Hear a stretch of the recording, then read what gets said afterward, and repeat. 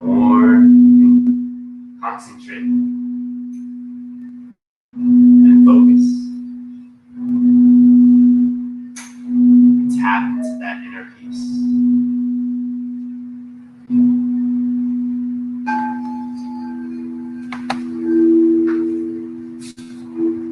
Emotional clouds will pass in its own time.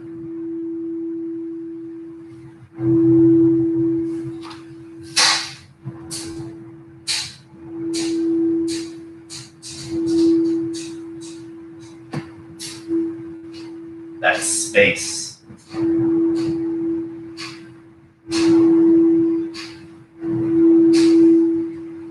inside. They have no name. Resides in you.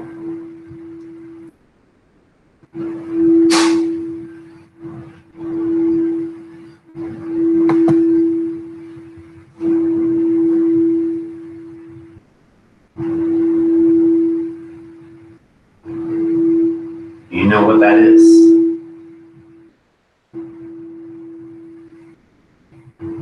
Before you were born,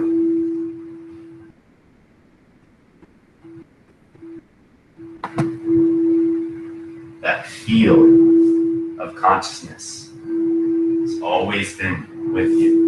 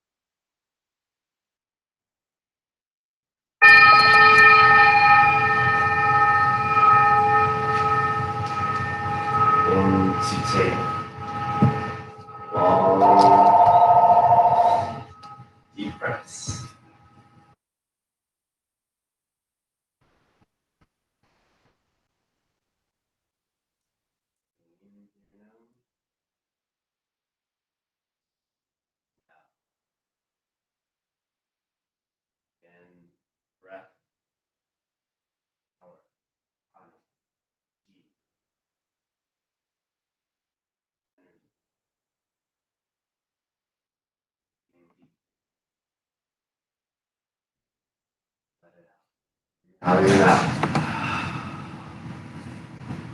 2 more deep breaths.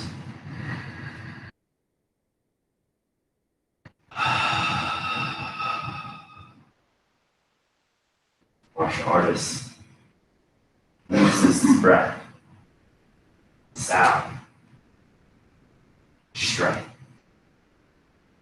create a physical reaction, power. One more time. Breath in. Breath in. And breathing out. And breathe out just as deep. And when you feel ready, and begin to open your eyes. I'm gonna eat that right there. Okay.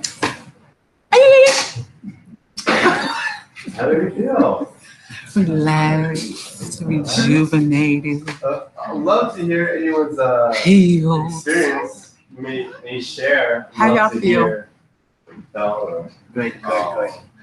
As I got deeper into it, I noticed, or deeper within myself, I noticed I had no sense of direction. Wow. I had no sense of direction. You had went to the omnipotent. I had no sense. Nice. You was everywhere. Nice. Yeah, it's pretty powerful. Like I said before, the yourself really connects with a lot of different things, not just in physical health. It's outside. So very powerful. Thank you.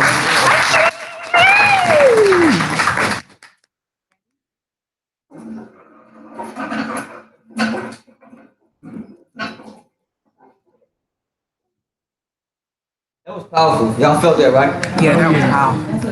That was even like more intense than the last time.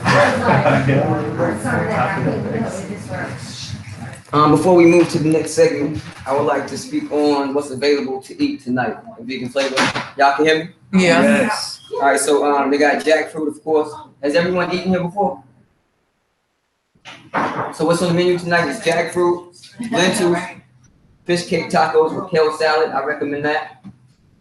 Also, if you don't have a big appetite and you want to come through just to grab something light, the fish tacos is a banger. Mm-hmm. But tonight you can get it with a kale salad. Also, I guess most people say plantain. I say plantain. I was a whole bunch of Caribbean folk. So plantains, you speak Spanish, plátanos. So that's what's available for tonight. Before I bring the brother on,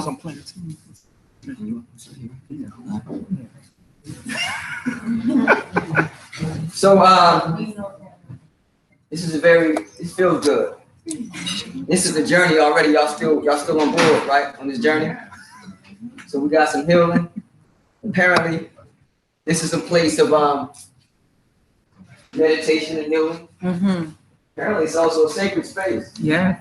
So judgment-free zone. It's a place for us to grow and heal together. Okay. All right? I should. Word. A lot of information to get. So before he comes out, you might want to pull out your recorder or your notepad.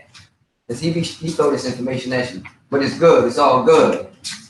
And also, certain things might stand out to you, right? And then at the end, we want to have a Q&A session. So you want to be able to address with no problem the things that stood out for you or things you might want to elaborate on. And sometimes that's the most exciting part because then you get to go a little bit in depth with what's going on. Brother Alim El-Bey. I jotted some notes down about him. So he has a doctorate in metaphysics.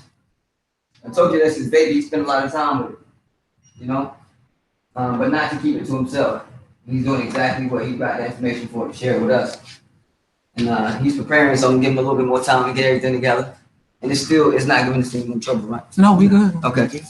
All right, so he's a Qigong and a Tai Chi instructor, a Reiki master healer, and he's a master herbalist trained by Master Paul Goss. Before we get together for these events, I always ask him, what's one thing you want the people to be able to take from this evening, right?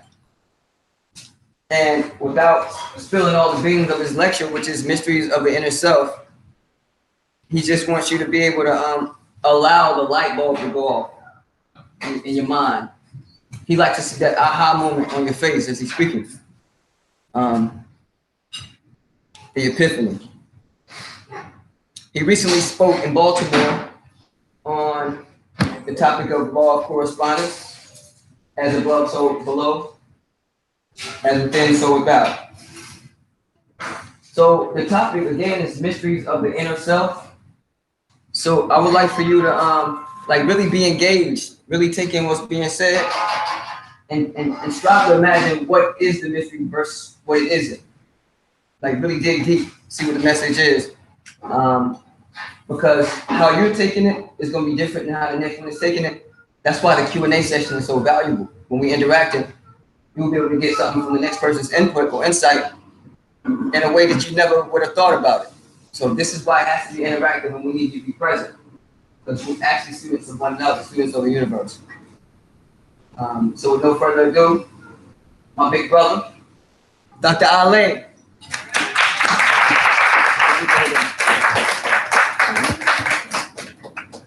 I want to thank everyone for coming out. Can y'all hear me? Yeah. All right. Basically everything that they say, I'm going to tie up to the nutshell, basically. All right. Everybody spoke about everything that I'm going to talk about in the lecture. The guys got up here and gave her her beautiful prayers and attributes and decrees to the naturals. The brother came, told y'all, yo, meditation got y'all going deep inside of self, hence mysteries of the inner self. And then the brother, you know, that's the hip hop back then. You got to hear his music, and you understand what I'm talking about. But I want to thank Vegan Flava Cafe for allowing me to grace the divine presence of the establishment. And basically what we're going to do is get into it. There it is. Is that where you want to start? Yep, go to the current slide, and then you can go big. Yep, there it is. All right, make yourself the object of intense study, and you will discover the essence of God. All right? That's simple, right? But let's continue on. So, even when we look at the physical body, we're going to find out that your physical body is based on what they refer to as the golden mean ratio, as well as also what is called pi. Anybody know pi? What's the signs of pi? There you go. It's non-repeating decimal. That's right. What about the golden mean ratio? 6.0. That's right. That's right. 6.6, ain't it? No, What is it? I think it's 6. What is it? 6, 1, 3, 4, and it keep going on. Yeah. Yes. Right. Oh, you talking about So you're gonna find out is that every part of your anatomy equals up to these mathematical equations or numerals. All right. So as you see here, they did a. This is called Kafure, right? Kafure. All right. He was a pharaoh or Nagu. All right, ancient Kemet, Temeria, and they did their mathematics on his face, the structure of his face, and they found that it was perfect.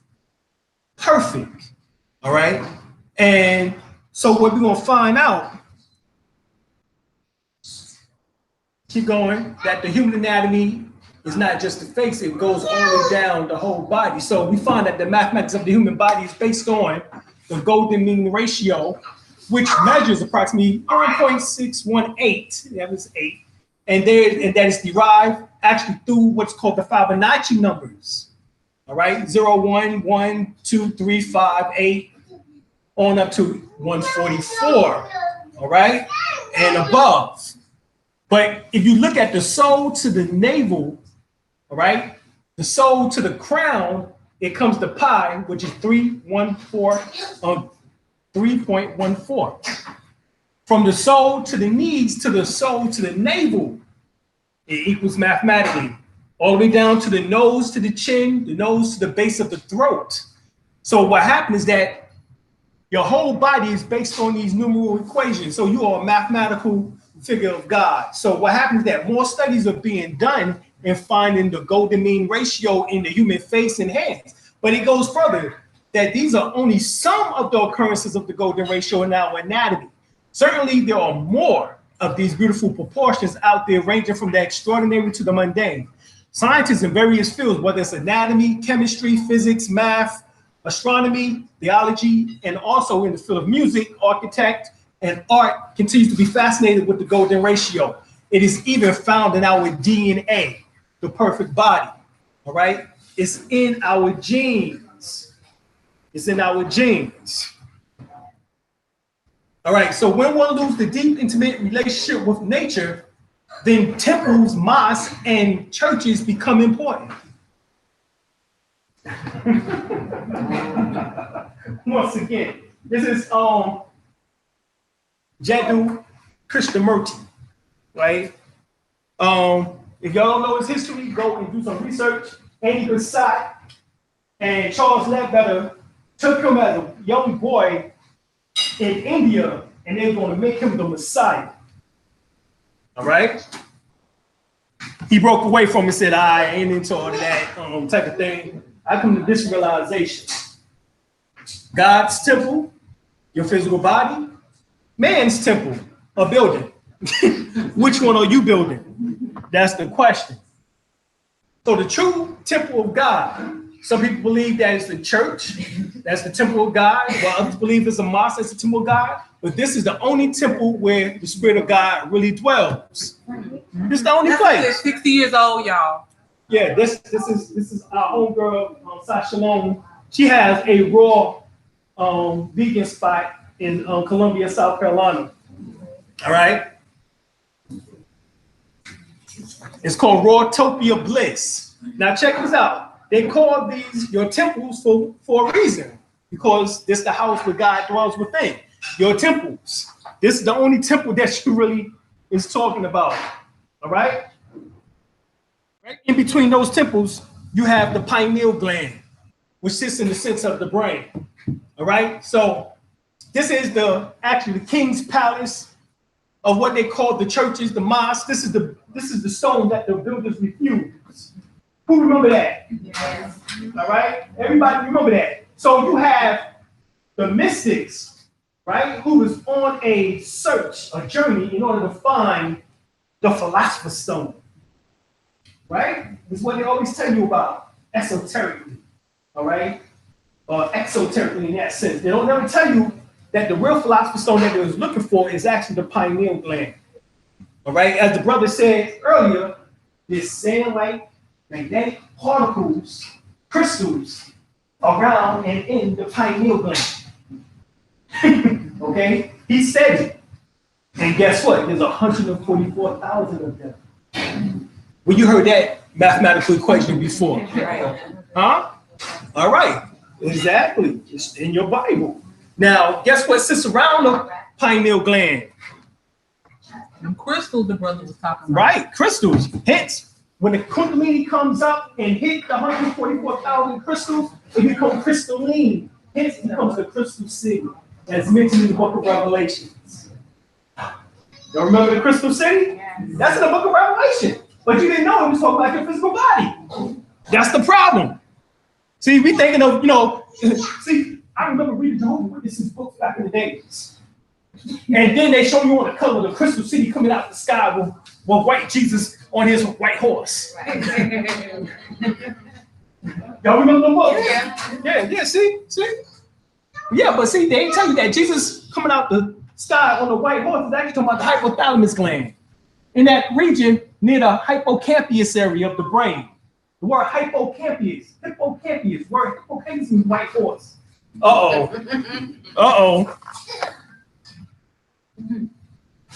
So we find that in the book of Mark 14:58, all right, it says that I will destroy the temple that is made with hands. And within 3 days, I will build another made without hands. All right. Now, this is what Jesus said to, quote unquote, the Pharisees. All right. Now, that's very important because the temple that he's talking about is something in which that is spoken of in the Old Testament. All right. So here we find in 1 Kings 6:38, it says, so he was 7 years in building it, reference to the 7 chakras. It's complete in silence. It's meditation, and the sounds of no tools could be heard while in construction because it's not a physical building. It's your consciousness. Iron made thoughts, all right, because it is the thought that weighs you down, all right? A Sisera's chariot with 900 chariots of iron. When one is taken, no thoughts, there is no iron in the house, your consciousness. While in building chariots, a vehicle of thought that roams the mind unchecked. So when you read about this whole science in the Old Testament, in 1 Kings 6:38, it's talking about your 7 chakras and the 7 chakras being states of consciousness. In alchemy, this is lead. Hence your lower self, your genitalia, right? Then as you lift the energy up along the spinal column, the 33 vertebrae, that is, hence Jesus died on the cross at the age of 33. All right? And so as the energy comes up, it goes and hits and strikes the pineal gland, awakening your Christ, or as you call it, your Christ consciousness. All right? And as you begin to become Christ-like, now you become a true Christian. This is not something in which that now you just in church, speaking in tongues, a language that you don't know. Now you understand the language that you're actually speaking, and someone there can convey what is being said. This is spoken of within 1 Corinthians 12 chapter. So we're going to find that when this energy comes up, it's going to do certain things. All right? Because now you are building Solomon's temple, the perfected man. That's what this is all about, the perfected man. All right? And I'm talking about man as in the mind. Woman as well as man. All right? So here, Acts 7:44 through 50 says, the tabernacle for the God of Jacob. But Solomon built him a house. Howbeit that the Most High dwells not in temples made with hands, as said the prophet. Heaven is my throne and earth is my footstool. What house will you build me, say the Lord? Or what is the place of my rest? Has not my hands made all these things? So it's not a building. It's talking about this perfected man, once again, this perfected body with this energy that goes up through these 7 chakras, or what's called these 7 endocrine glands. So 1 Kings 4:30 says, Solomon's wisdom surpassed the wisdom of all the sons of the east and all the wisdom of Egypt. All right? They always have to mention Egypt because Egypt is where most of this information is derived from, in particular the scriptures itself, the Bible and the Quran. So here we see that the sacred temple of the ancients were constructed to reflect the human body. Egyptologist Ra Swaldulibics, he says, in his famous The Temple in Man, say of the great house of God, called it the Temple of Luxor, all right, for Pharaonic Egypt. It says the outline of a human skeleton traced according to the anthropometrical methods is very carefully constructed bone by bone and was superimposed on the general plan of the temple. All right, the head is located exactly like the sanctuaries of the covered temple. Now, in the Mosaic temple structure, you had the outer court, you had the holy place, and then you had the Holy of Holies. So it's talking about the head is located in the Holy of Holies. All right. This is what it looks like. This is the temple of Luxor, but it's also called the temple of Heru. The temple of Heru. All right.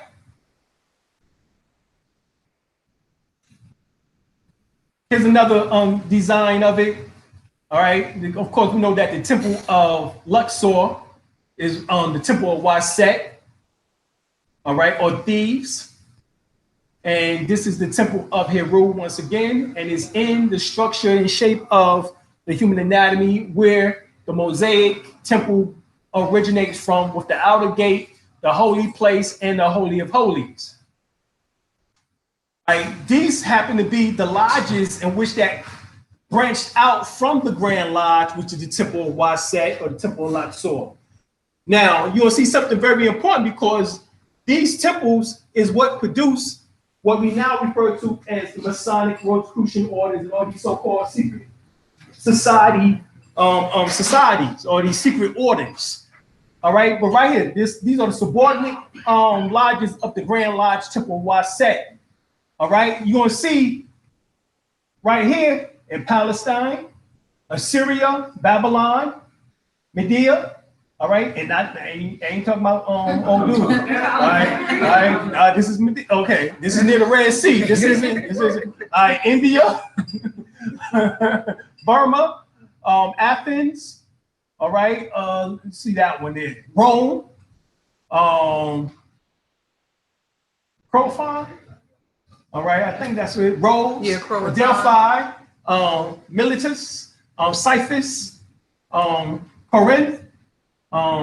Crete, Kush, of course, Kush is Ethiopia, Sudan, upper Egypt. No, yeah, it would be lower Egypt. No, yeah, it's upper Egypt. Excuse me, upper Egypt area, Ethiopia, Sudan area region. All right, and you have South Africa there, and Zimbabwe, which is Rhodesia. Well, used to be named after Cecil Rhodes, but of course they changed the name back to Zimbabwe. And all of these established before the current BCE era. So that's something important to think about too, because when you think about the Grand Lodge of France, the Grand Lodge of England, and all these Grand Lodges, when they charted to show that they came from one of these.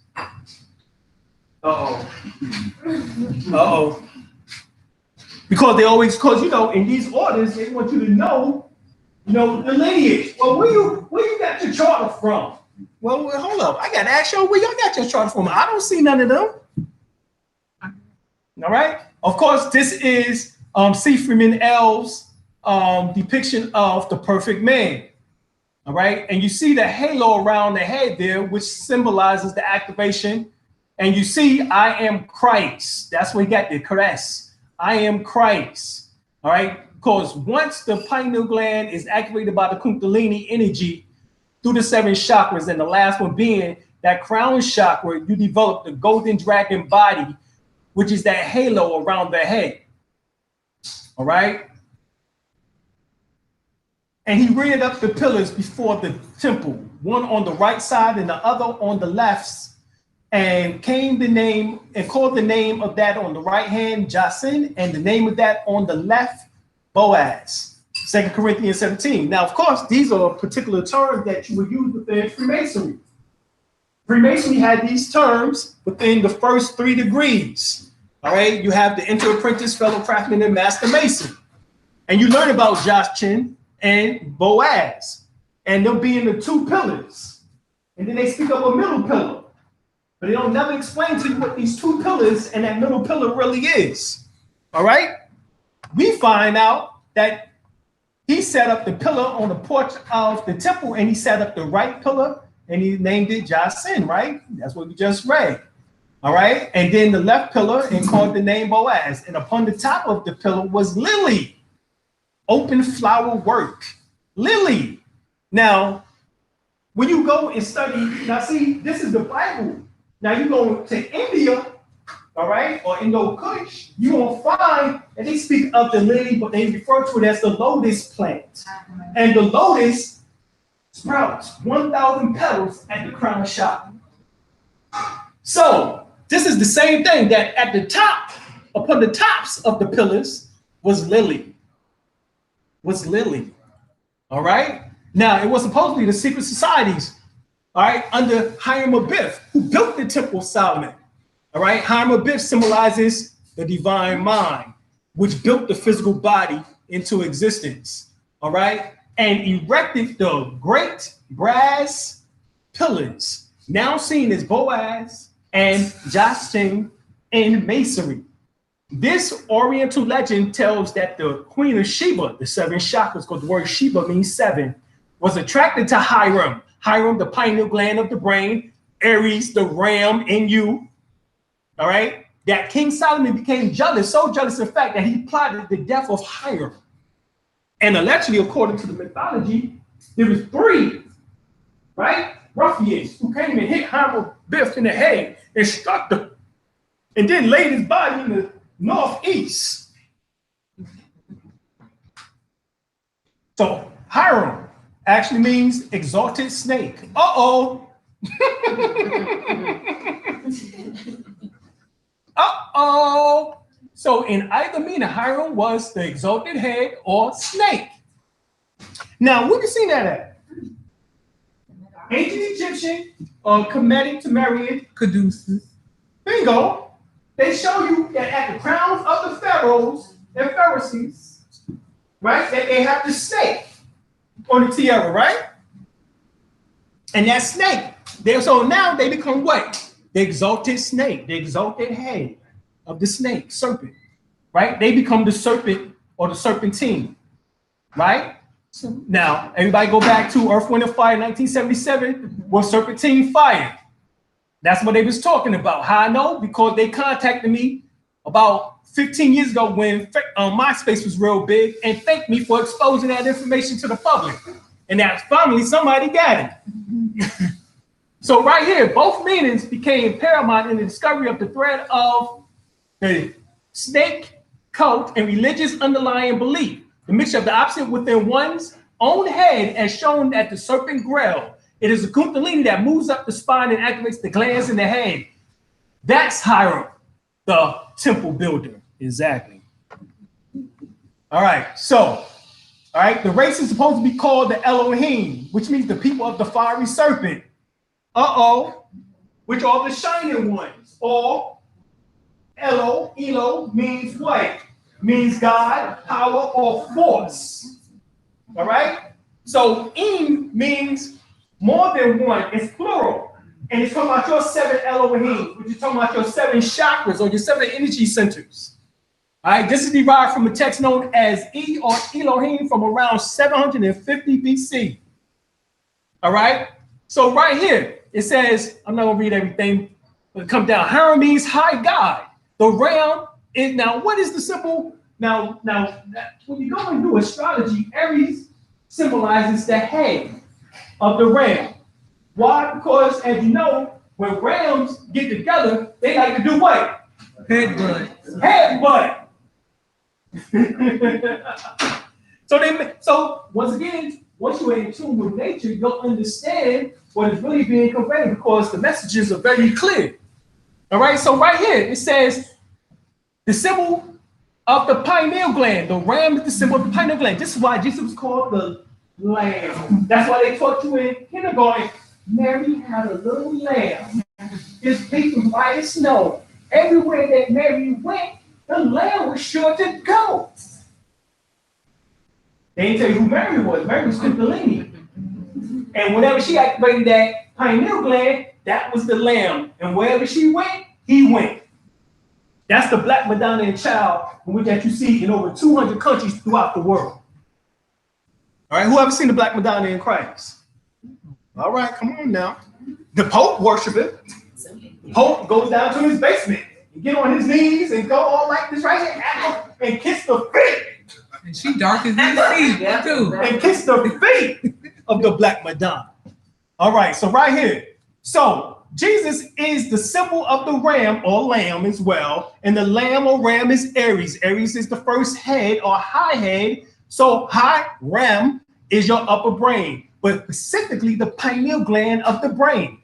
Returning to Hiram, we find that the name Hiram or Hiram actually means exalted head of the people or serpent, all right, or the serpent people. Really, that's what it means. So hence, when we get to all these sayings about, you know, like right now about the reptilians by David Icke or Ike, you know, the reptilians. He talking about when we reach our higher self in that sense. All right. But he don't speak of that part in reference to us. He only make you think that the Queen of England and them, you know, oh yes, they were telling you their eyes slits hard. You know what I'm saying? Oh, they turn into, oh, they have to, okay. But right here, Quran question for Moorish Americans, also known as the Quran questions or questionnaire for Moorish children of the 101 keys, says, who's the Elohim? Elohim is the 7 creative spirits that created everything that was, is, and evermore to be. What is Elohim sometimes called? The 7 eyes of Allah. All right, so this is your 7 chakras. The Holy Quran of the Moorish Holy Quran, or the Moorish Science Temple of America, the Science Temple of America. It says right here in chapter, 11, Jesus and Barata, it says together they read the sacred books, and it says from Allah's own record books, we read the triune Allah breathed forth and stood 7 spirits before his face. The Hebrews called these 7 spirits Elohim. And these are they who in their boundless power created everything that is or was. So once you understand the 7 chakras, that they are your 7 Elohims, you understand the power that you actually have to produce and create things into manifestation or creation. Because this is where everything comes from. Before this existed, where was this at? In the mind. Before this existed, where was this at? In the mind. Where was this at? Where was this at? Where was this at? Somebody thought about it. I'm just trying to make you understand. Where was this at? All right, so that's what we have to understand. Everything was in the mind first. It was unseen. It was invisible. Right? Even I or anyone else could not detect what was there unless you told us. All right? And even then, we still didn't see a manifestation of it until you got the material and you all of a sudden it's ding ding. All right, so right here it says, notice that in the scriptures stated, Solomon put the pillars of Jasin on the right and Boaz on the left. This is correct when one is facing the building during construction. However, as the temple represents you, body and mind, as it faces east, Boaz would be the right side and Jasin on the left. Why is this important? Because this symbolizes the 2 hemispheres of the brain. All right. Do the 2 pillars signify the left and right hemisphere of the brain, as some believe? Symbolically, yes, but not literally. Boaz is symbolic of the right hemisphere. This, because remember, think about it.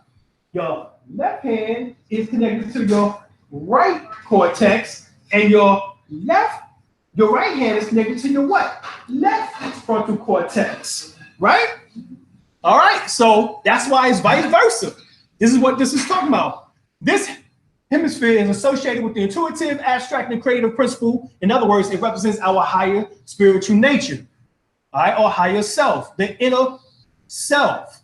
The left hemisphere is also associated with logic and intellect. It also tends to be associated, this hemisphere, with physicality and concreteness.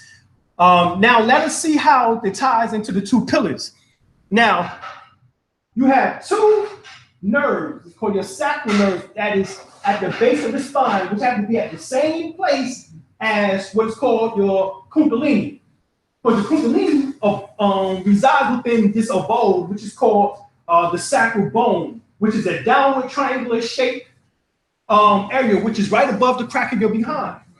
All right, and that downward shaped triangular area, the kundalini is in there along with the 2 nerves which extend from it, in which that comes up in a crisscross pattern along the spinal column.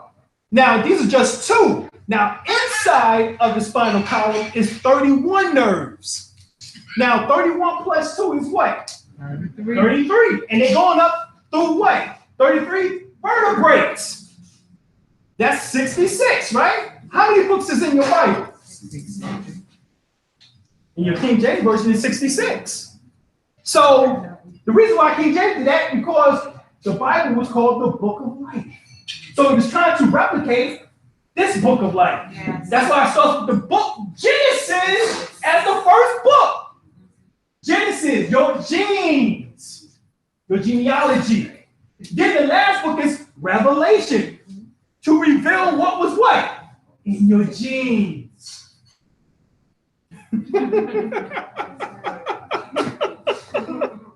All right, we're going to get it. So right here, the pillars of Jocelyn and Boaz, which was taken from the Bible, check the Chronicles for one that the portals or the gateways to the Holy of Holies. That is the secret. All right, that is the secret. So here we have the spirit in the sky. All right. Now this is the area in your brain, which is the reptilian portion into the limbic portion of the brain. This look identical to Christ being crucified on the cross. All right. This is also the same area in which that they show you of the picture of Amen with the two blooms on his head. Those two blooms also become the two areas in which that we now call, in the Old Testament, it would be the two tablets of Moses. Remember, on each one, they had the 5 inscriptions of the 10 commandments. All right? That's what they are. They're right there in the brain. And then when you look at the lower portion of the brain, it looks just like an elephant, which happens to be the same symbol as the elephant within India, which is called Dagnesh. All right? And which that is the elephant, which means power. So when the Kundalini energy hits that area, it's going to make a sound like a thump noise. Thump. It's going to sound like a thump. It's hitting right here at the back of the head. All right? Which is near the optic / medulla oblongata in the optic area in the brain. All right? And it's going to make an act sound. A thump, you know, like. Y'all understand what I'm talking about when it happens, if it hasn't already happened. So right here, this is spirit in the sky, the pineal gland, Christ consciousness. And as you see there, that's symbolic to the Jesus on his cross. All right, so every man must bear his cross. Uh-oh. You got a whole different understanding of that now. So here, you have the brain stem, all right, and as you have all the way coming up, all right? This is what we're talking about, the eye of Horus or Amen. As you see, the thalamus head dress, the third ventricle, the serpent, the pineal gland, the sun disk, and the serpent head. You see the pendunctum, which is the crook and the flare. All right, all of that is symbolic to already inside of the brain area. This is the section I was just talking about, the Hindu deity, Ganesha or Ganesh. Reverence of God of art, science, intelligence, and wisdom. So when the pineal gland hits that area in the back of the head, it opens up and it's called the mouth of God within the Hebrew. All right? Called the mouth of God. Matter of fact, it's called within the Aramaic, Golgotha. All right? Now y'all might remember that because when Jesus got crucified, he got crucified on Mount Golgotha, which becomes Mount Calvary. All right, Golgotha means in Aramaic the place of the skull. Uh-oh. All right. So here, my good friend, Brother Fahim, Judah L, the hidden meanings of the word Egypt is from his book, and he shows how the sacred scarab beetle symbolizes the brain. All right, the 4 legs, the 2 wings, the head of the scarab symbolizes the 7 senses areas of man, sense of man, which are the 2 ears, the 2 eyes, 2 nostrils, and the mouth. All right, so that's what it symbolizes. The left hemisphere of the brain is masculine, while the right hemisphere of the brain is feminine. All right, so when you see the scarab, you see the same section in the brain. That's why the scarab was used. So when we talk about the scarab and then the scarab, the dung scarab or beetle, and it takes, feces or dung feces, and then they're right. Right. Not trying to be nice now. Trying to be nice. Right? So yeah, it takes that and then move it across the ground until it becomes like a ball. And they said that it looks like the sun is being moved across the sky. All right. What it's talking about is the same thing as the Kundalini being moved across the top of the head in order to activate these gifts. That's what this is really talking about. All right, so here you have the book of Matthew 27:38. There's two thieves crucified with him, one on the right hand and the other on the left. So see, you had the Old Testament version. Now you have the New Testament version of the same information. Just told a little bit differently, but it's the same, I promise. It's the same. So right here, and there was also two other malefactors led him to be put to death. And when they had came to a place which was called Calvary, there they crucified him, and the malefactors on the right hand and the other on the left hand. One on the left, the one on the left had to say something negative. Everybody seen the Bugs Bunny cartoons back in the day. You know what I'm saying? You know what I'm saying? The one on the left pops up and like, yeah, man, go on and do that. You know, why you do that? Okay. You know what I'm saying? The one on the right, he pops. Oh no, don't do that, bro. Are you tripping? You don't need to be doing those types of things. So this is showing you the interplay between the lower self and the higher self, the left hemisphere and the right hemisphere of the brain. Right? That's what this is showing us. So right here it says, but the other answer. All right, so right here it says, and one of the malefactors who was hanging rail on him, saying, if thou be the Christ, save thyself and us. All right, the one on the right said, the other answer rebuking him said, thou fear God, seeing thou art in the same condemnation?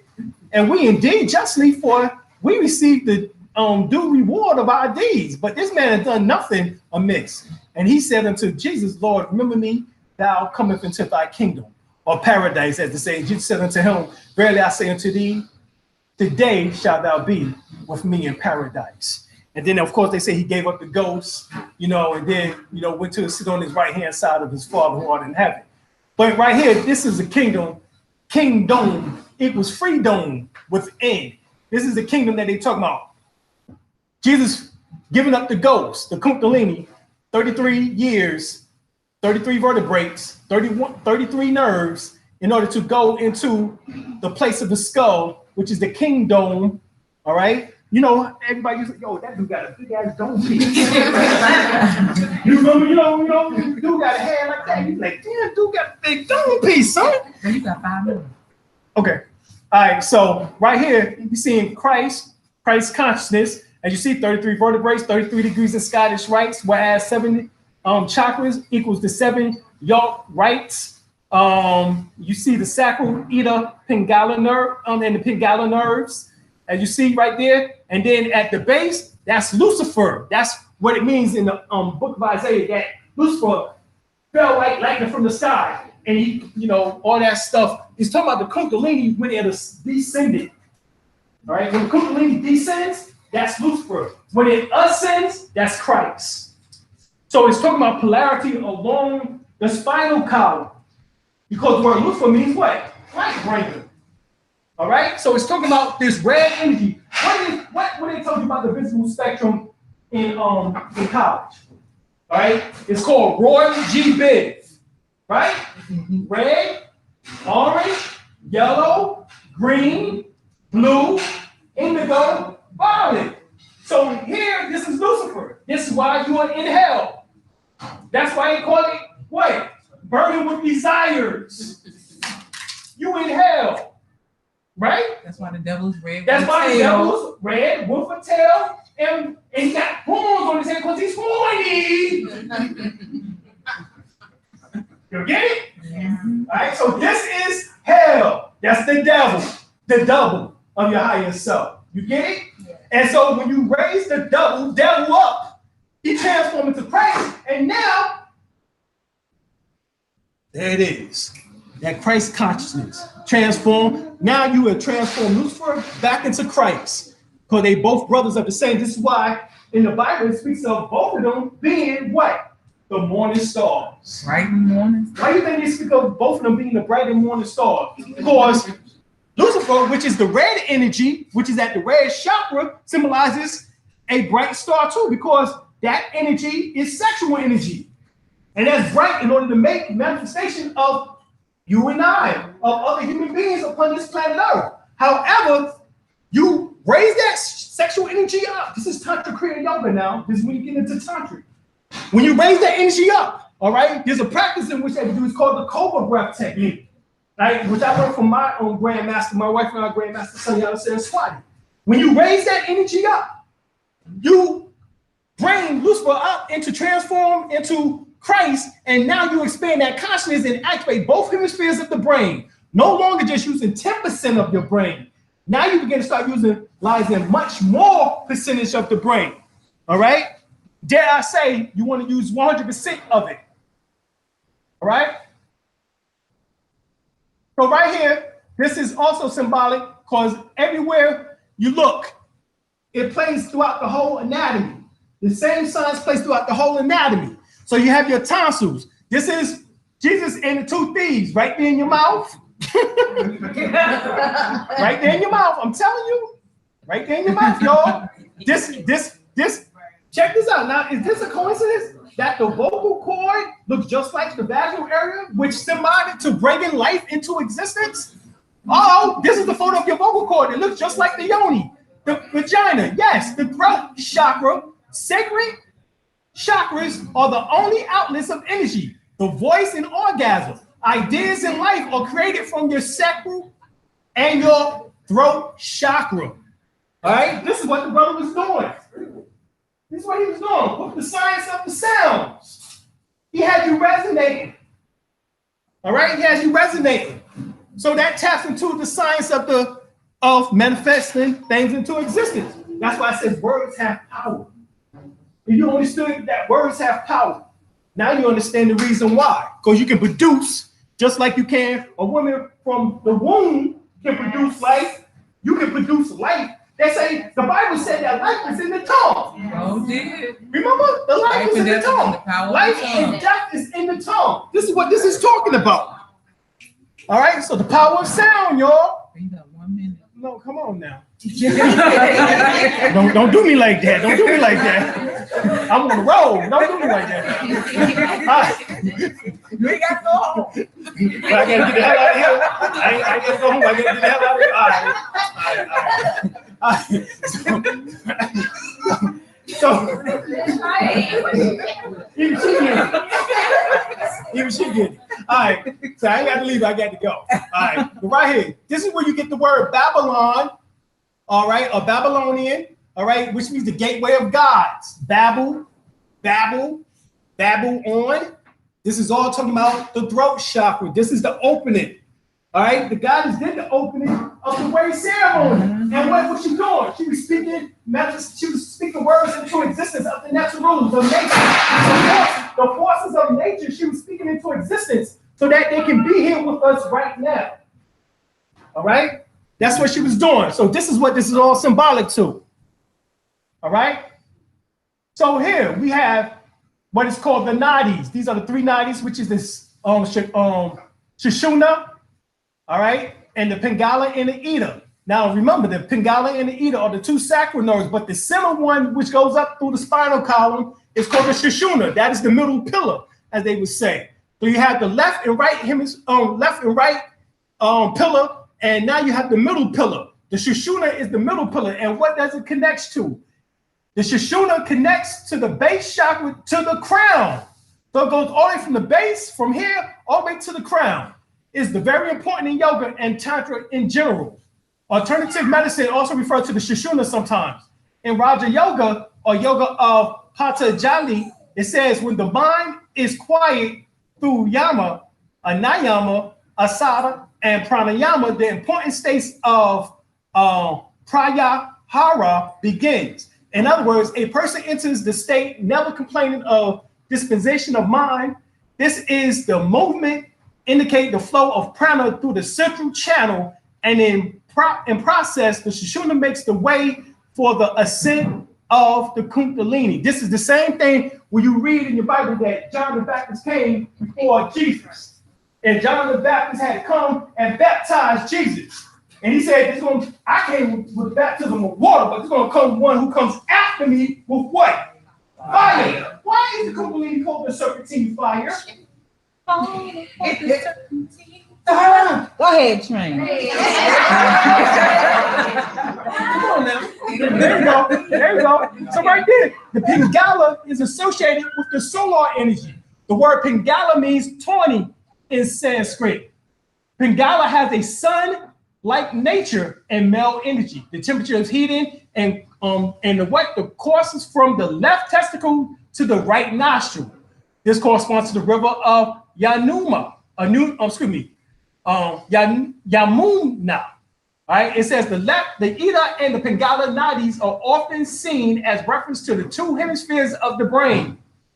Pingala is the extroverted, all right, solar nadi, and corresponds to the left side of the brain. Ida is the inverted lunar nadi and refers to the right hand side of the brain.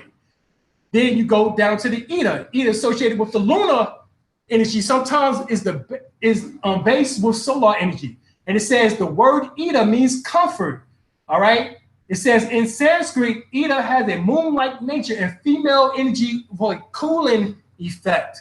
It courses from the right testicle to the left nostril and corresponds to the Gans River. All right. Ida and Pingala controls all the mental processes, while the Pingala controls all the vital processes. All right.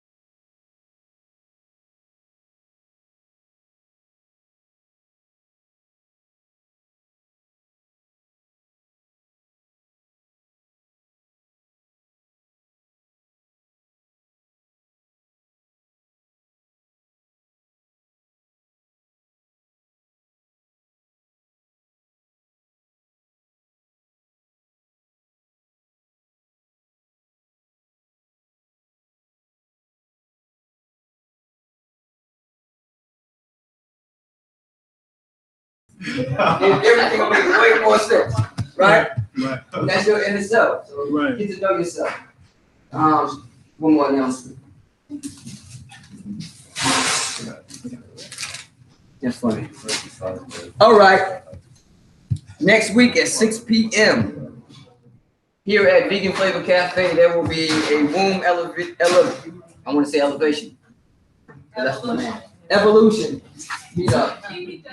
Subtitle is a melanated woman on the endangered species list. Make sure you're here. What day was it? A week, Sunday, at 6 p.m. What is it called? I'm not gonna butcher it this time. It's called Womb Evolution. The subtitle is a melanated woman on the endangered species list. All right. Sunday at 6. Be in the building. One more thing. Are there any business owners in the building? Do you have any business cards on you? Yeah. Can you please place them in sight, maybe on the counter next to the collection plate, so we can network, and break bread and deal with one another. We talk about supporting each other. Let's do it. Can we kind of go around the room, everybody tell their name and their business if you're a business owner? Even if you're not. I still want to And what you do? Who are you, big brother? Would you like to start us off? I'm Dr. Alim El-Bey. We have Cultural Freedom, Healing Wings Institute, Ancestral Teas. Yeah. Buddha Blessed Lemonade. Yeah, Buddha Blessed Lemonade. We got I'm an author, so we write books. My wife and I, so I got my book over there and the book that we co-wrote together over there. That's it. I'm Kadira El-Bey. I fasted and prayed and got Dr. Alim, so that's how y'all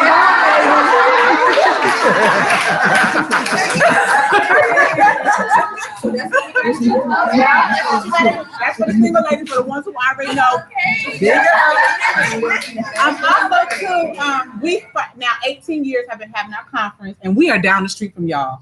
I'm telling you, the tears of October because of the flood, I had no idea what bring the smiles and the happiness that we have now.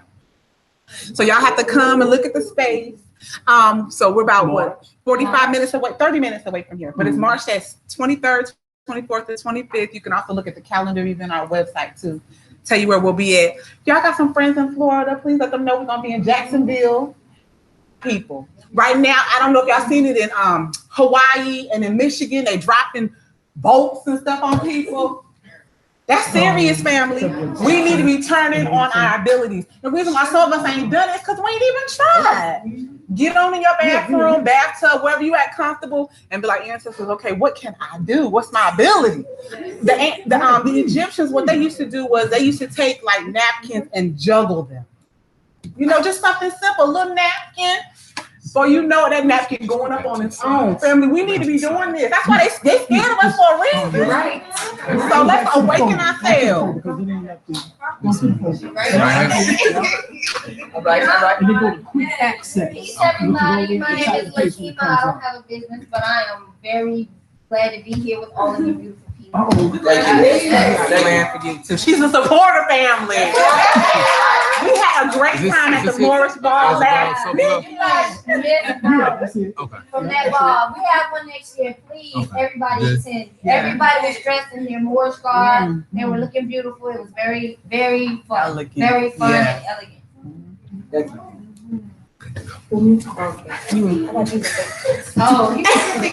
Thank you, guys. Hi, loves. I'm Jessie, owner of Modern Mystic Vibes. Oh.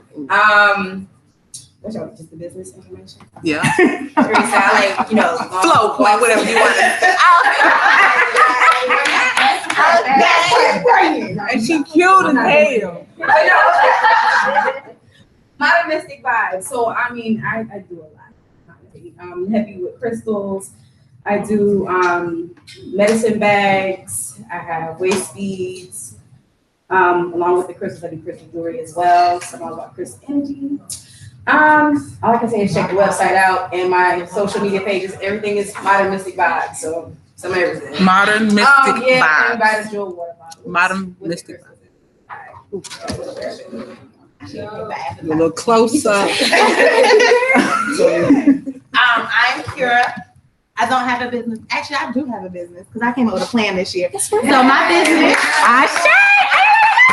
So I don't have business cards, but I do have a cell phone number. I'm going to be the CEO of August Chance Event Planning. So if you guys know anyone that wants a baby party, a shower, you know, spring is coming. People got busy in the winter. They got to pop them babies out. Baby showers and so forth. You know, see me. I can do some theme parties for you. Okay. And I can do them under a budget. So. Okay. I stay clean. The most winter we done had in at least 5 years. Right. Well, it's still coming. It's still coming. So. Yeah. Well, what's that number? What's that number?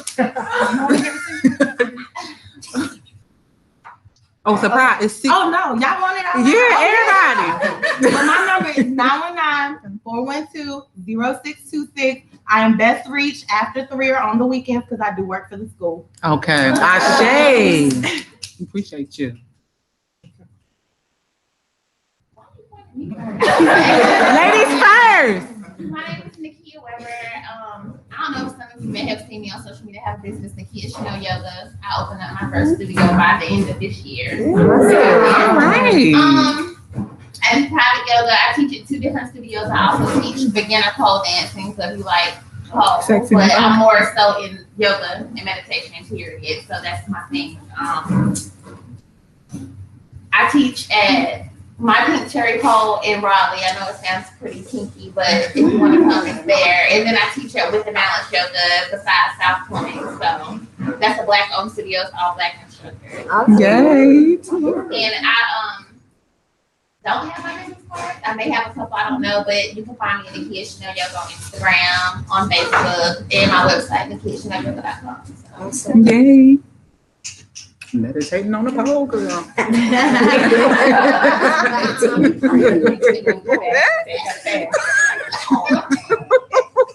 Peace. My name is Soul. I go by Soul. I'm a producer, audio engineer, mix master, also General Rock Nation affiliate, Knife Wonder, Rhapsody. I play keys, organ. You need something mix and master, you need instrumentals for commercials or whatever you need music for, you need something recorded for.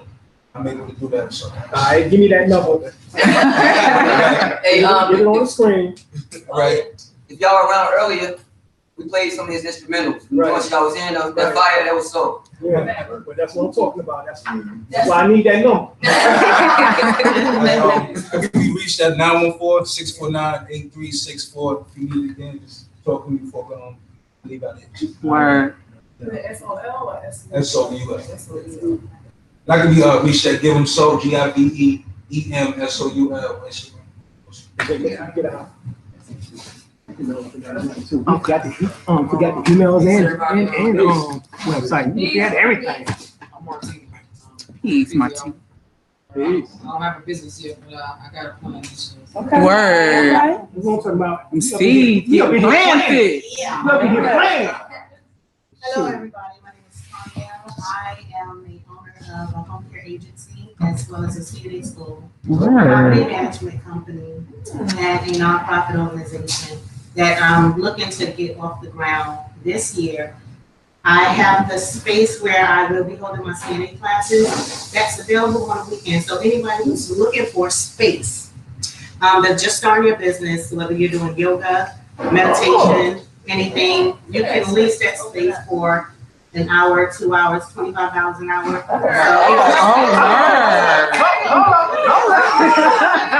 We need phone number. I do have cards, but the cards that I have is for my home care agency. You can come to lectures, but it's just for Saturdays and Sundays. That's all we need. That's all we need. Okay. So I'll leave my information with my ad, and we can give it to you. And I do have a couple cards in the car, so I can pass those out to you guys. Yay! Woo. I know, right? We ready with the phone. Just kidding, because I see the flower. Welcome, God.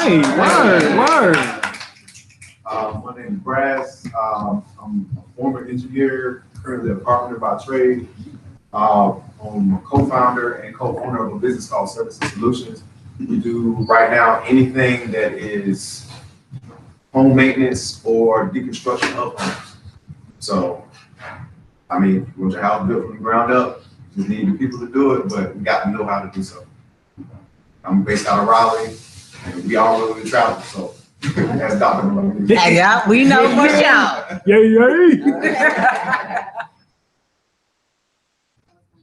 Yes.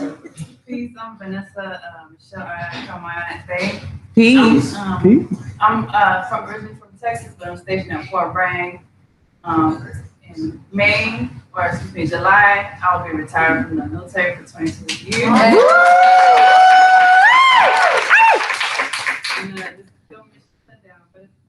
Oh, you better pay my money. But I awakened while I was serving, so I needed to get out. But I don't have I'm currently working on my craft right now. Okay. And I hope to share with y'all. I do plan on moving to Durham. Word. Make some family. Dr. Alim El-Bey, and I met Bree. Bree, she stays twisted. She stays twisted. And Vegan Flava Cafe, I had an event in Durham. I tend to talk about it. I had an event real quick in Durham, so that's where I'm at. That's right. But He's our travel partner. But y'all know. I like organizing. Right. Organite. Mm-hmm. They just spell negative energy. Uh-oh, there you go. There you go. Just quick though. But organite, what it's made out of resin, crystal, quartz crystal, and it could be copper and any kind of metal, copper or aluminum. But that's what I use. I use copper because it's copper for our body. Yeah, and of course crystal. But then I added other crystals. And I'm trying to get into it with astrology or numerology, all the spiritual, so we can get to our healing, so we can heal others. That's right. I hope it. Yeah, I got you. Thank you. Thank you. Peace, y'all. Peace. We say, what's that? I'm the owner and founder of Natural Vibes Hair Spa. I specialize in natural hair. I'm a self-taught herbalist, and also I like to hold sacred spaces like this. Mm-hmm. What else do I do? Yes. Oh, Yes. All right, y'all. So I like helping women bring babies to the world. Okay. Dura. So y'all know any pregnant moms send them our way. What we call you? Pre-Dula, I got it. Yes, right. Pre-Dula, Stay twisted. Stay twisted. And I just stay twisted. So Exactly. Right, they locked up, hit me up, naturalvibeshairspot.com. And my number is 917-588-2614. Yes. Peace, family. Peace. My name is Malika Gay. So I'm a poet. So, you know, if anybody needs a poet to be an event or anything. Right. Yes, ma'am. And I need you. Right. And we need help. Right. Yeah. So, so I'm having an event, Feminine Vibrations, second year in March. Date is to be announced. So on Facebook, Sister Mathenge, MATHENGE. And then on Instagram, Melanated Queen, so underscore MELANATEDQUEEN.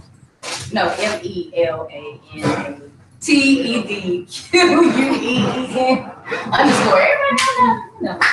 So yeah, follow me and I'll be giving some words tonight. So Word. sample.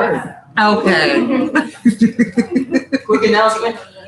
They're gonna be shutting down the food real soon. So if you got any remote thoughts of eating, get to order. Okay, for that 2 o'clock snack. My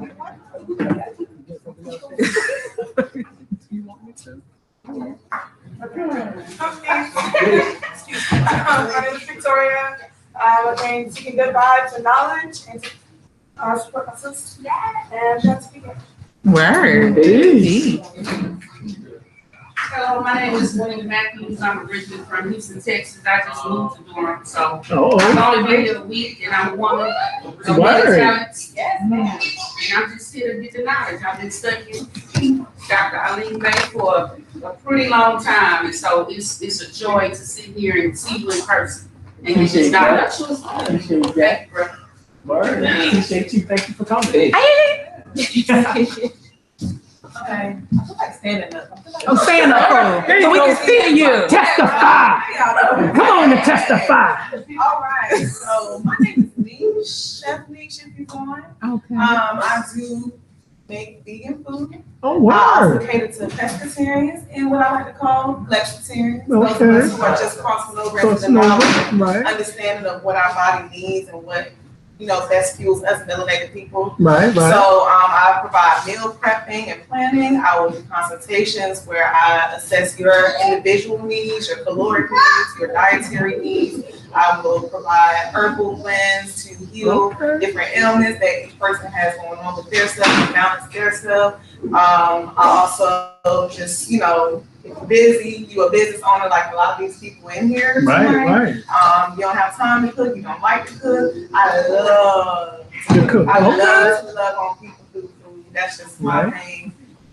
I'll need some service with that. I'll take care of that. What's that number? I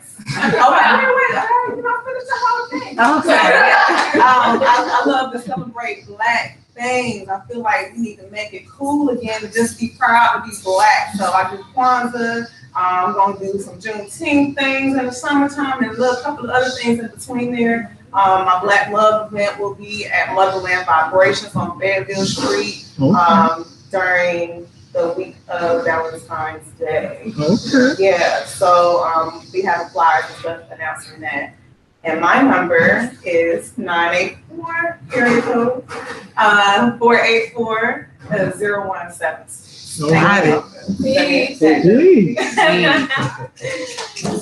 Hello again, Dante. I do. Brother Baker. Yeah. Thank you. So yeah, I do events like this, like crystal bowl meditations, doing yoga, and more focusing on the pranayama aspects of breathing exercises. So just events. I'll do events either in Durham or Chapel Hill or going to Raleigh. So if you look on my Facebook, just type in Dante Baker. I'm pretty easy to find, or YouTube as well too. And then you'll see the different events that I do around the area. So when they get activated, definitely get comfy. Right. Oh, and I'm sorry, y'all. I forgot to say our name of the business. Supreme Eats on Instagram. Supreme 2_ Eats on Instagram. And on Facebook, Supreme Eats. Okay. Hi, everybody. Peace. My name is Dee, and I'm just here. No. How you enjoying yourself? I'm sorry. You digging like everything's going on? Okay. That's important. My name is Mario King. I am a local software engineer. I'm also a real estate property manager. And a musician. Right. I am. I'm in the harmony and singing and music. So I'll do the place in June, July. I have a pretty large place available in the middle of Durham. So let me know. Okay. Number? Facebook and Instagram, Mario King. What's the monthly payment? Number? I'm flexible.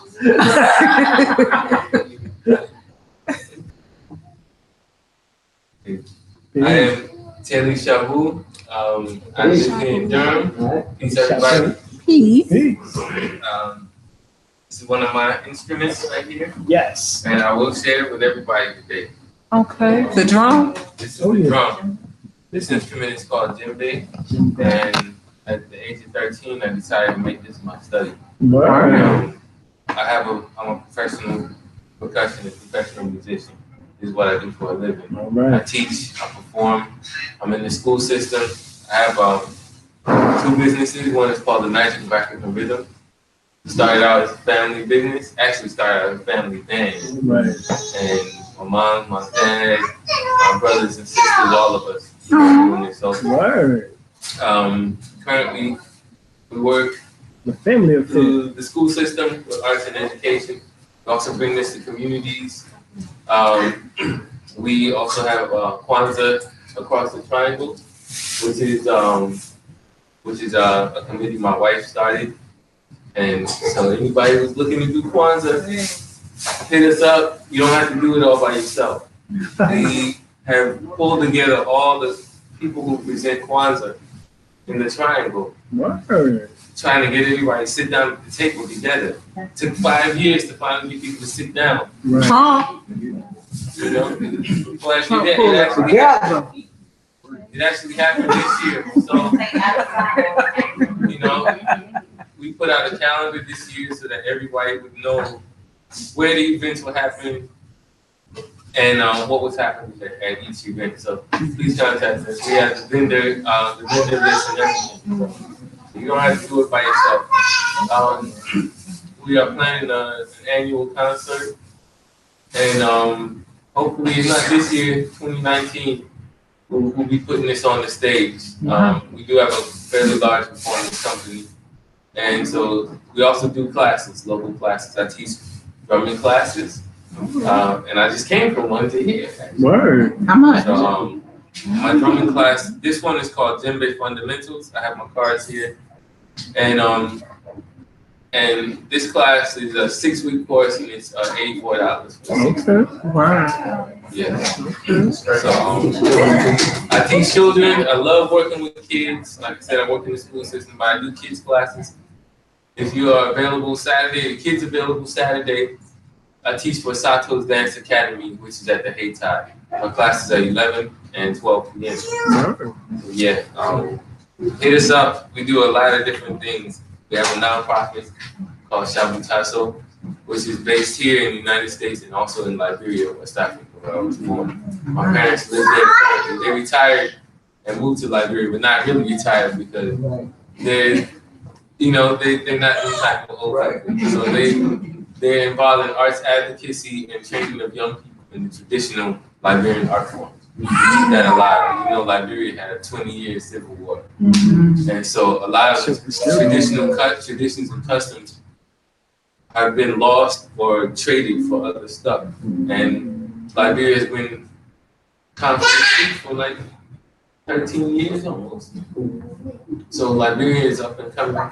Liberia is doing a lot of things. The arts are doing a lot of things. So trying to preserve these arts for my parents are doing. Yeah. Thank you.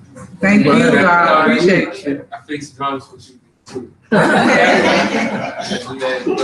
Okay, everything. Hi everyone, my name is Delphine. I work for Inhabit Real Estate. I'm a realtor. Originally from Maryland. I moved here 2 years ago. So if anyone's looking for a house or needs information, definitely contact me. I didn't bring cards, but I guess if you need information, give me your number. Jomo Castell. Yeah, beautiful. My name is Bill. I'm not from this area. I just came to Feel the vibe. Yeah, I didn't even Right. cafe. Right. Well, you was right on time.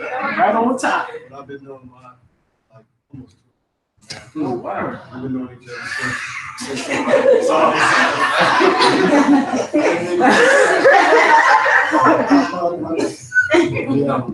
we met in Washington, D.C., where she had a business. I also own a business. So I'm just in town visiting. Hit her up. She's approved, so, yeah. Word. Welcome. That's it? Yeah. Wow, that was powerful. More? Okay. So we figured we let them be the first power couple we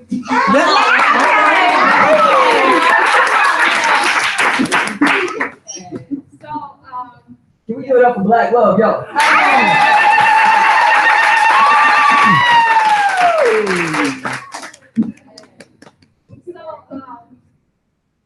we are, of course, we are the proprietors here at Vegan Flava Cafe. And, I just want to mention, like, what Dr. Alim was talking about.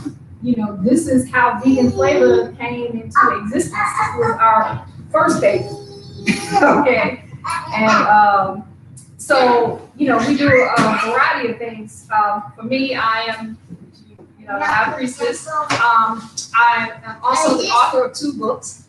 My first book was What's in Your Womb. The second book is Unwounded, Unlocking the Universal Universe. So my mission here is, goes right along with yours. We, as melanated folks, we have so many abilities that we don't know about. Right. And for the feminine avatar, That's right. That's right. we have the brain and the womb connection, it goes deep. Yes. Okay. Yes. Some people don't even know that reproduction, as sacred as it is, That's right. one function. It is a function, Right. not the function. Right. Okay, we can do a whole lot more. Right. And so, actually, in the book, I have charts and everything that deal with that. The feather of my eye is right in the ovaries. We have energy centers radiating throughout our bodies that we are not even using. That's right. 144 of them. So, that is my mission, to really get this information out to all the sisters so we can turn this stuff on. This slavery and Liberia, wherever it is. That's right. It's Liberia? Libya. Okay. All that, we can shut that down. Yes. Right. We can shut that down immediately. All of the women in this room, you know how we form sister circles? Right. We form solar systems. Okay? It's not a sister circle, it's a solar circle. There's so many things about the body that we don't know. Right. And I was mentored by, you heard Dr. Jewel Cooper. Of course. Okay, she That's had right. me in her medical books like I was a medical student. That's right. Okay, but I saw the spiritual functions in there, and it's Mhm. all in this book. But that is my mission. Right. And then together. Okay. He said, "You got this. You got this. You got this."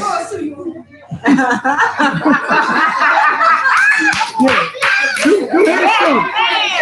Go ahead. Do his thing. You got this. But together we do something called love being apart. Right. Okay, because we have so many things that we do together, and we have things that we do apart. Right. And so together we make a unit, and then separately, you know, we have our own things. So we do counseling for couples because we seem to have found a click. It's kind of me, you know, but yeah. So we found a way that we get along, you know, most of the time. So could he like me? But,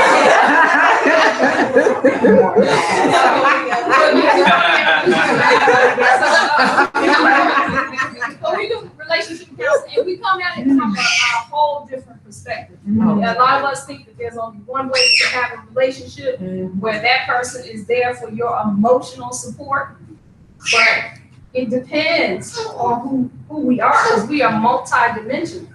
And once you know your dimension and you know your partner's dimension, you'll know they might be there for emotional support. They might be there for physical support. They may be there for mental. They may be your guide, you know. And so we put all of those things together, and we do programs sometimes. We said it. We will. We're gonna do it. And I did thanks because even though we had an event prior to this,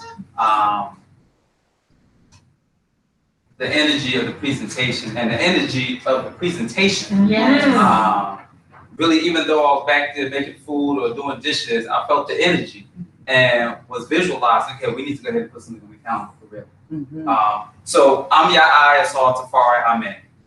And I have written a book called Is Your Self-Worth Pseudo or Sincere? Wow. And the way it ties in is when you reflect on Bob's mission and her mission, where my mission comes into play is getting you past your distractions. Right. And our distractions are us. Right. And what we end up doing is making our distractions other people, including our mate. Right. Yeah.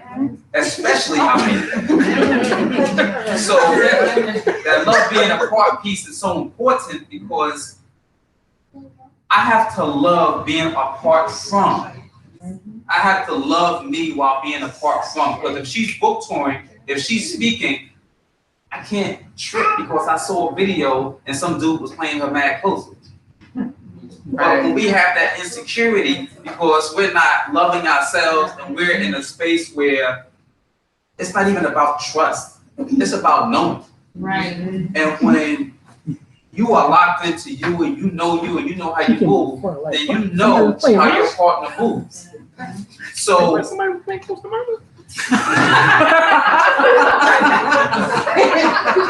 thing that's important about this book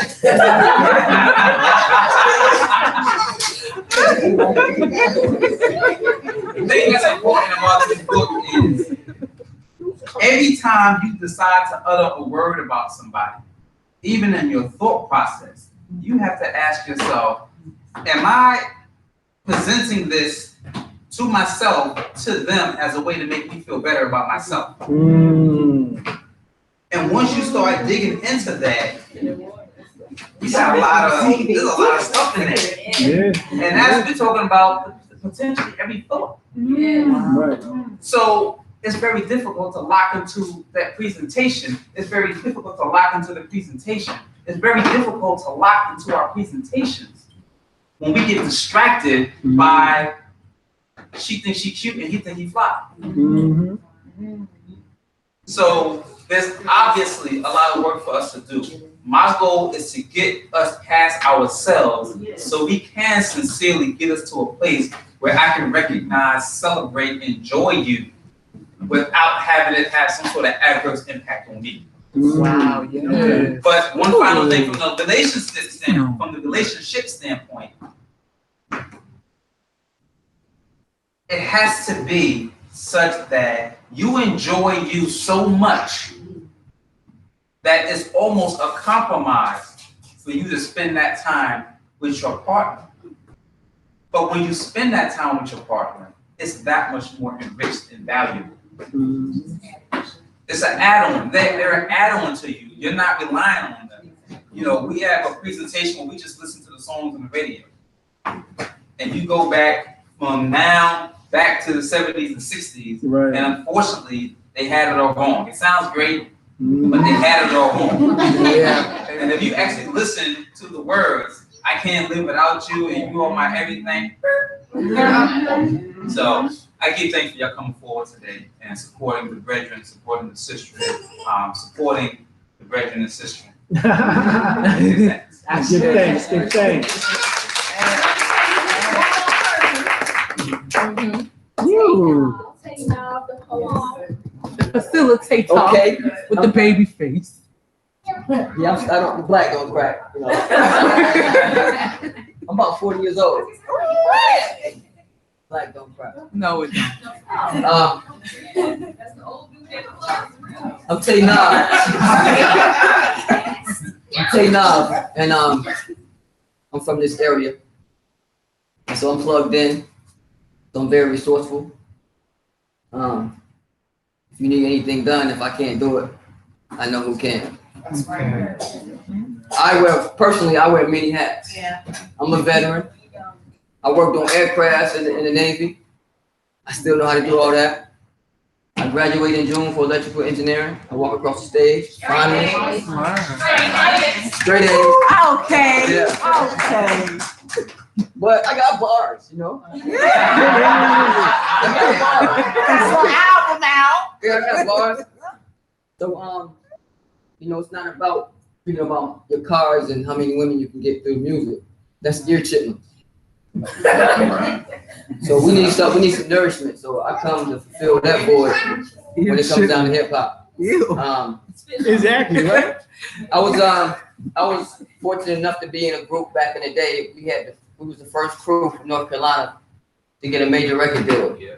So some of the folks around here who I tip my hat off to, like the Jamla Camp, I love what they're doing because when my group was done, even though we was the pioneers of it, they took it to a whole nother degree. So when I was in the military overseas, I'm hearing about Ninth Wonder and Little Brother, and I was so proud. I was like, yo, they keeping us relevant. So I love what you're doing with your camp, man. No doubt. What was the name of your group? Thai food. Thai food. Mm-hmm. So you go around Central's campus, you see Thai food stickers all over the campus. You go to Fayetteville, you see stickers all over stop signs and everywhere. So a lot of history being made with that crew. Now I'm doing my own thing. I've been blessed to meet Baba Ya'ai and my dear sister Ma'at. And together we put together another business venture to serve our community. It's a staffing agency. FUBU Mind. All right. Mm-hmm. When other people don't understand us, you know, we should probably learn to look towards ourselves for our own solutions. Yeah. Even when it comes down to generating income and making money and working with, not for, working with one another. Right. Sis says she has an event at Motherland Vibrations. That's 2500 Fayetteville Street. In that place, I have books. So if you write books, it's a great place for you to have a hub so people can come and purchase your product. And it's not just books. I'm solely responsible for bringing the books in and the DVDs such as Hidden Colors and all of that. Gentrified and Elementary Genocide as well, 1, 2, and 3. Sister Sankaya is in there. She has cultural attire, earrings, incense, anything you can think of with that. One sister does knitting in there, and then Brother Chris, he has all the whipped shea butters. They smell good, and the black soaps and all of that. So If you've ever heard of the No Book Store, y'all remember the No? Yeah. Bruce. Brother Bruce. So this is like I always respect the Bruce because that's why I woke up. Exactly. This is back when you had to read before the internet. Oh yeah. That's what we met. Right. So but he had the food too. Right. So now we just elevated. Now we got the vegan spots, and but we still paid homage to those who came before us. So I love Brother Bruce because he was responsible for he getting a lot of information. Keeping it live and right. firm. So let's bring Brother Telly on. Oh, wait a minute, I'm sorry. 2 people. Okay, please.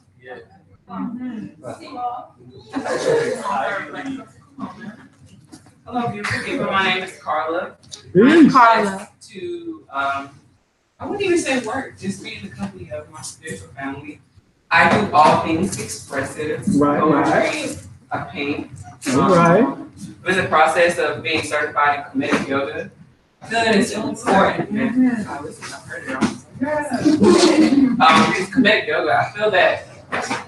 I think yoga is that way to really become one with yourself. Right. And really be aware of what it is that you need and why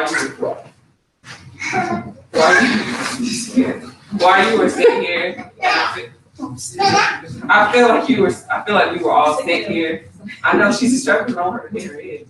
I feel like we were all sitting here for a purpose, and I feel that more so than anything, I want to do comedic yoga because I feel like the Black community needs it, just that sense of inner peace. Right. And so yeah, that's what I do. Right. Indeed. Peace, family. Peace. My name is Brother Stephen. Basically, I met Bobby Yai and his great wife. Both of y'all great. Exactly. Get it in. Where mine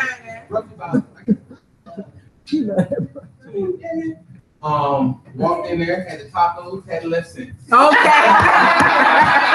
I'm actually on my, vegan vegetarian journey, roughly around 7 years plus.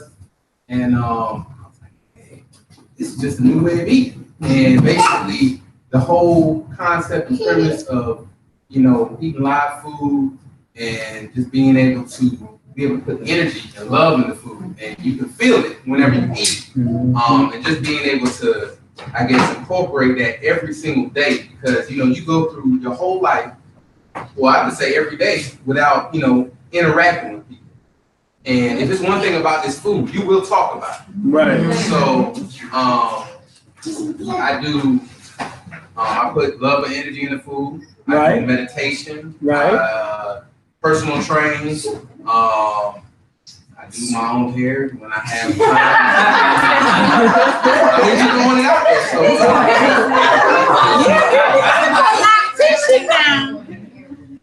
Just a little bit of everything. I love the God stay Christian. I'm a Leo. I appreciate all the things that are, centered around energy. And if I know anything about our community, we need energy just because we have never been told, a lot of it has been hidden from us, but just the concept of energy. And when I took that first bite of that taco, it just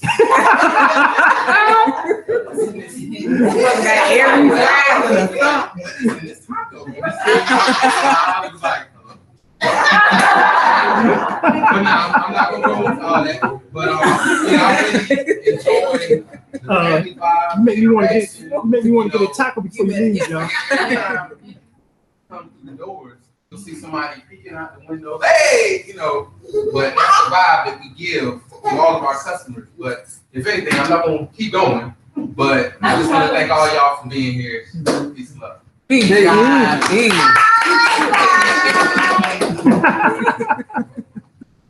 So, Brother Telly's gonna do his thing, all right? So what I'm gonna need y'all to do is, it's not gonna be difficult because we're very rhythmic people. Get in the groove. You can keep it dance, you can clap your hands. All right? Brother Telly, show some love.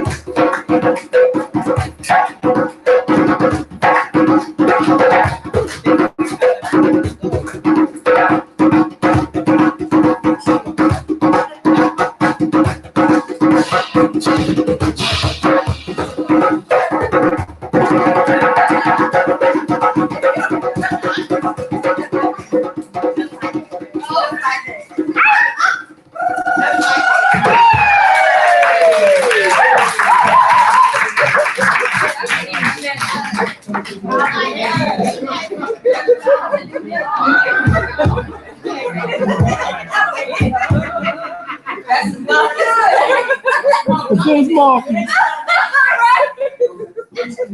So this beautiful drum. The James Markey joint. This beautiful drum here, this beautiful instrument here is it belongs to a friend of mine, brother Hanif Salim, who has Hamidi Productions. I got his card right here. Okay. He sells these drums right here. He sells clothing also. They brothers the whole nine too. His store is in the Hayti Heritage Center. You might come there on a Saturday morning and see him. You might come to an event and see this brother vending. But he has these drums as well. Instrument's called djembe. Everybody say djembe. Djembe. Djembe is a Malinke term. It's a slang term. This drum came about because of the women. You ever seen mortar and pestle? Mm-hmm. That's the original blender. If I could bring one, I would have one in my house right now. Some of us have a small one that we use to crush up herbs and spices, medicines. The large one, almost every rhythm that's played, traditional rhythm on this instrument, started out as the hand clappings from women. You start out with one pattern and you layer more patterns. The polyrhythm, you create the music. And the women would be at every festival, every celebration, every event. playing this music, clapping, singing, dancing, and they had various other instruments they played as well. And we're talking about the Empire of Mali, the people of Mali, which we call Malinke people. But they're also known by many different names: Mande, Mandingo, Mandinka, Bambara, Jula, all the same groups. They're the ones who came about with this instrument. The women, can you imagine trying to clap and snap and play instruments and sing and dance all at the same time? So they looked over at the men. And what were the men doing? Looking. Only looking. We doing all of that name. Look. And they said, look, here, take this mortar and create something so that we can dance. And so the men, specifically the blacksmith society, took the mortar and they opened it up all the way through, and they put an animal hide on it. In this case, we have goat. And so the drum is made of it's carved out of one piece of wood from a tree trunk, and it's hollow from bottom through to the top. This method that you see here, everywhere you see a djembe, it's going to be strung up, attached with these ropes and then metal rings that are covered in fabric. They call this the Mali weave. This actually came from New York. In the 60s, 70s, there were actually two brothers. One of name is Chief Bey. The other one is Khalid Salim. They were both at the same time trying to devise a method to tie these drums where they would hold up better in the United States. The humidity and temperature fluctuations is very different than Africa. See, the drum don't last the same. So they devised this method. Some brothers from Guinea in West Africa saw it.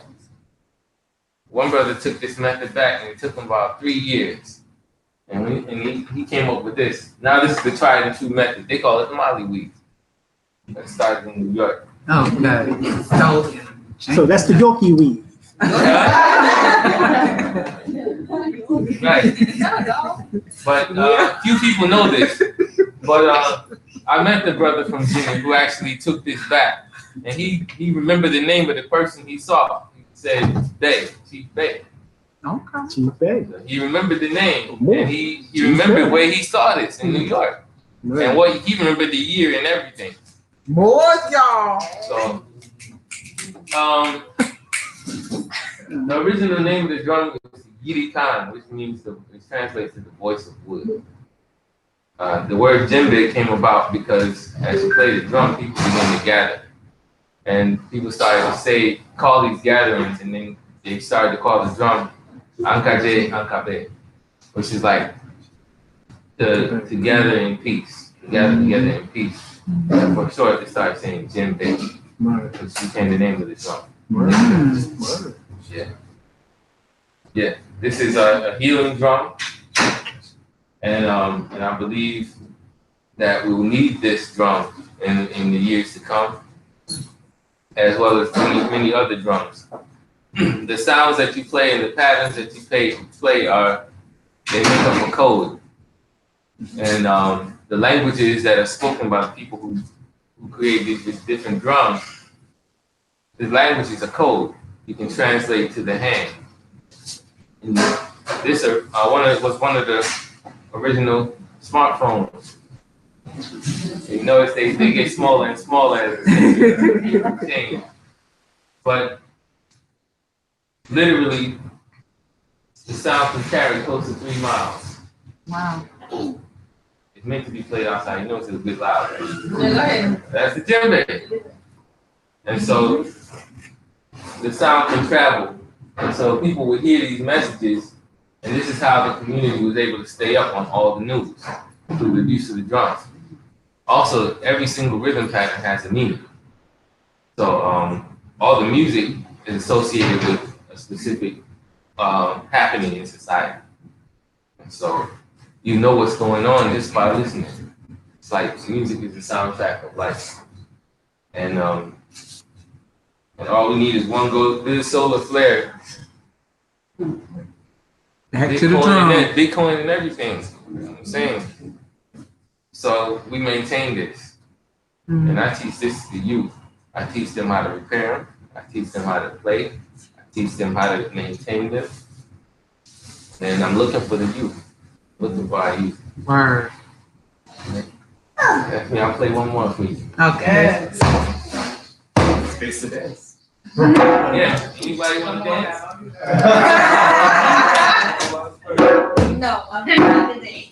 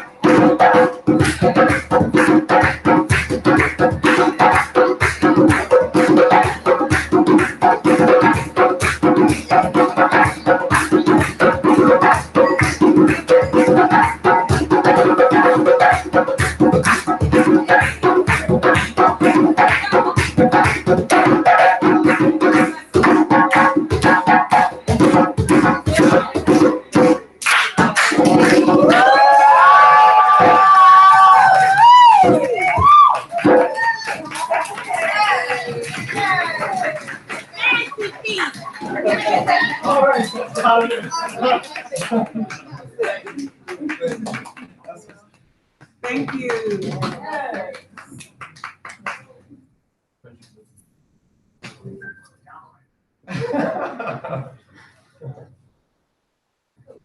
Hey, Mr.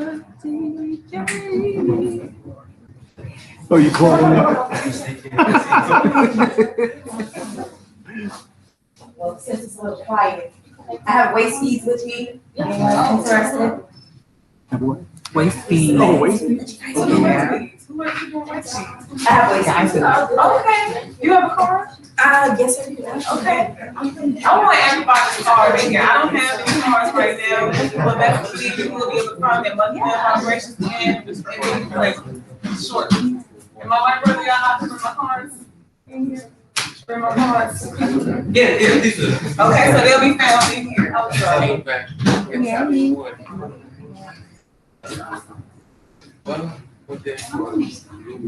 Thank you. Let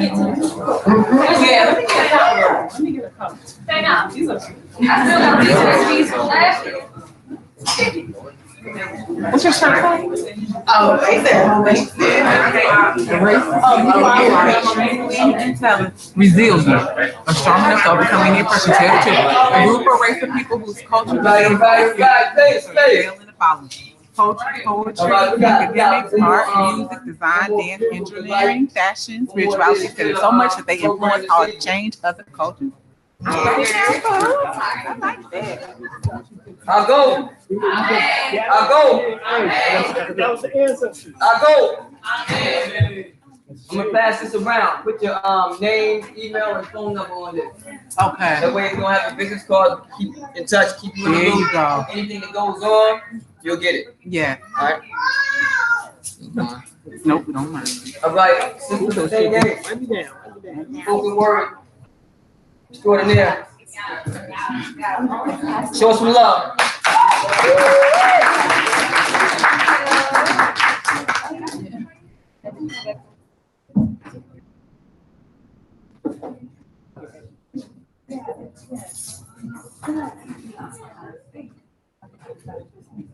All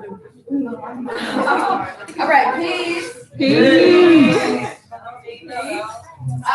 Again, my name is Sister Mathenge, Malika Mathenge, Sister Mathenge.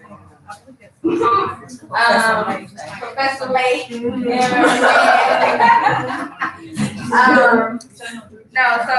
a pleasure. It's a pleasure. I appreciate Greg for allowing me space to provide voice for you guys tonight. Are we ready? Oh yeah, come on. I'll just do a few pieces. I ain't gonna hold you too long, you know.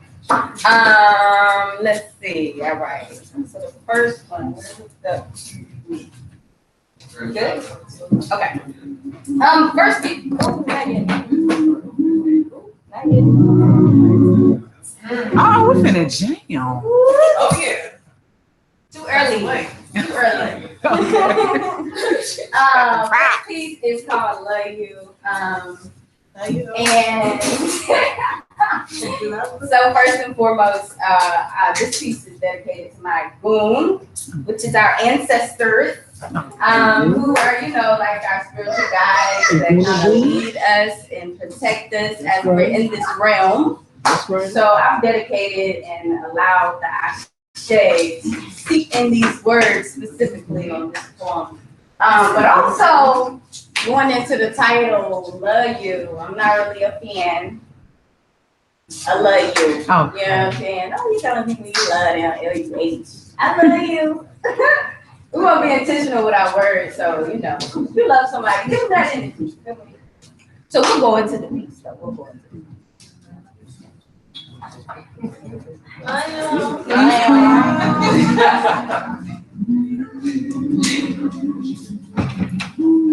Now ain't that love to revolutionary,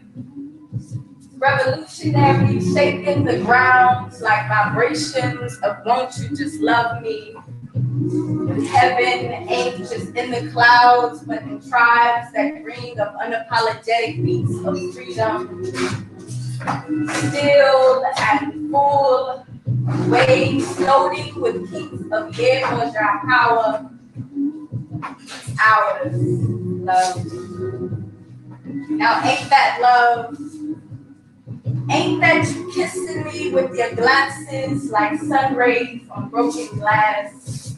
Sitting from the pressures, the force of habit that landed me right against your skin. Brown skin. You know I love your made from ancestor shifting brown skin. Like blended herbs, compounded magic. Oh,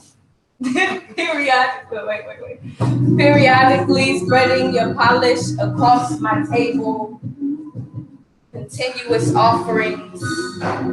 Now ain't that love? Ain't this a part of our healing?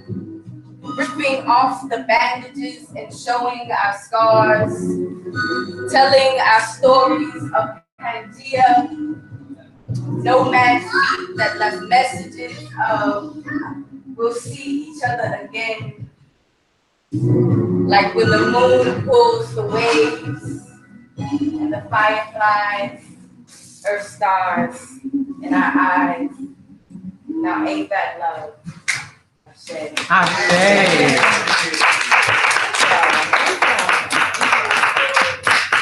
appreciate y'all saying Ashe with me. Yeah, I meant to say that in the beginning. I would probably say Ashe at the end of the poems, and it's an African word I'm sure you guys are familiar with. So it's tend to be what it means, or you're giving power to certain thing, right? So we want to continue to circulate the power that I put into it. To give to you give it back, and we want to just incorporate that thing and just keep it circulating always, right? Yeah. Ashe? Ashe. Thank you. Okay, so second piece is called Mama's Return. And I wrote the piece, you know, in kind of like God's response to certain things that are going on in this realm. And, you know, God is indigenous, masculine, feminine is us. And so it's kind of like sometimes we don't think that we'll have consequences for our actions. Like we can just do whatever, and you know, it's like, oh, I didn't see that, right? Sometimes. So, so this is like a response. I wrote that in that reflection. Okay. Mama's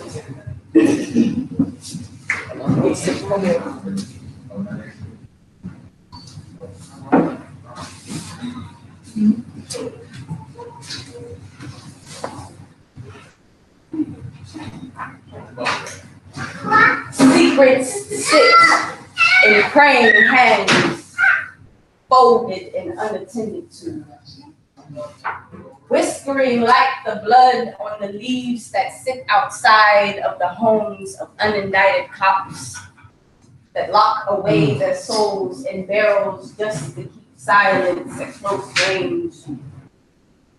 In symbols and in scripts, awaiting the awakening like bombs outside your window, like it's all in your head. You're laying like corpse to survive, gasping the air of spirits that have already left this unfaithful world, whirlwinds of deities that are punishing you for your sins. Because you know mama ain't happy. That her child still hasn't come home, still hasn't remembered who they've come from. But you remembered that 9 to 5 and got your ass up and folded those hands to pray for that check. So you know mama ain't happy, right? You know she ain't playing that shit. So she reminded you of what shit feels like to tear up your insides, all that was given to say, that ain't it.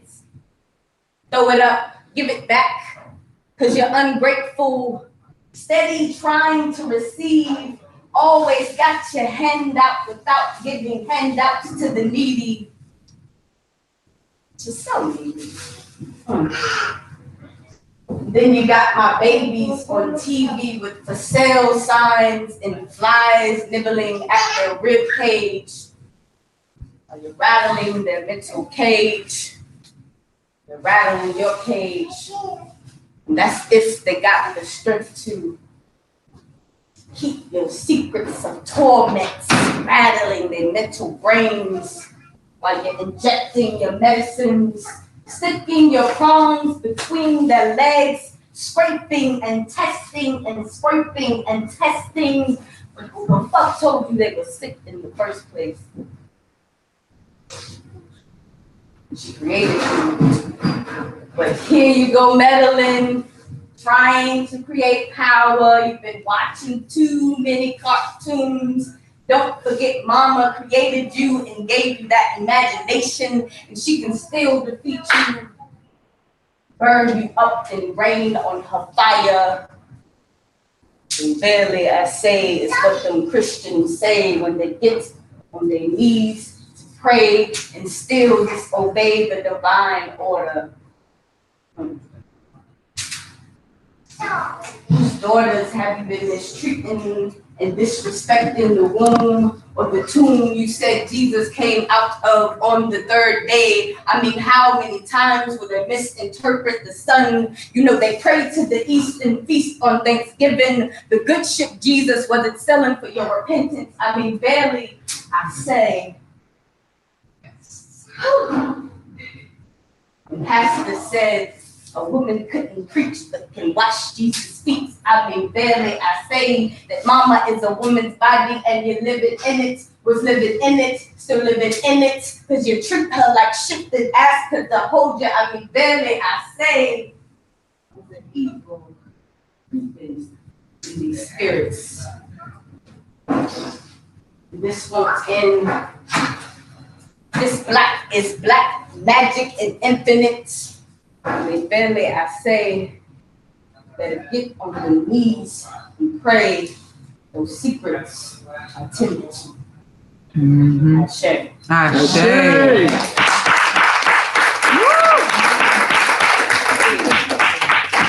That one right there takes me into a place. I'll be like, oh God, this is rap, this is real. Right. Oh God, man. We can be so constructive in so many different ways. So spaces like this is definitely necessary. But as we continue to get ourselves realigned and like call ourselves out for stuff that we're doing that's unhealthy. Period. We're trying to ascend, man. We're trying to ascend. I don't know about y'all. My circle ain't trying to ascend. Somebody got to go. All right. I got one more. Are we there for one more? Yeah. Yes? Okay. That's cool. Last one is Black Women's Destiny. And it's kind of like, you know, my kind of celebration and my understanding for what we as Black women sometimes don't realize about ourselves, about like our greatness and how folks admire us in a lot of things, but we also get distracted by a lot of things, and so that doesn't make it clear to understand who we really are, which is, you know, your master plan. You know what I'm saying? So, Black Women's Destiny, last piece. Thank y'all for listening. All right.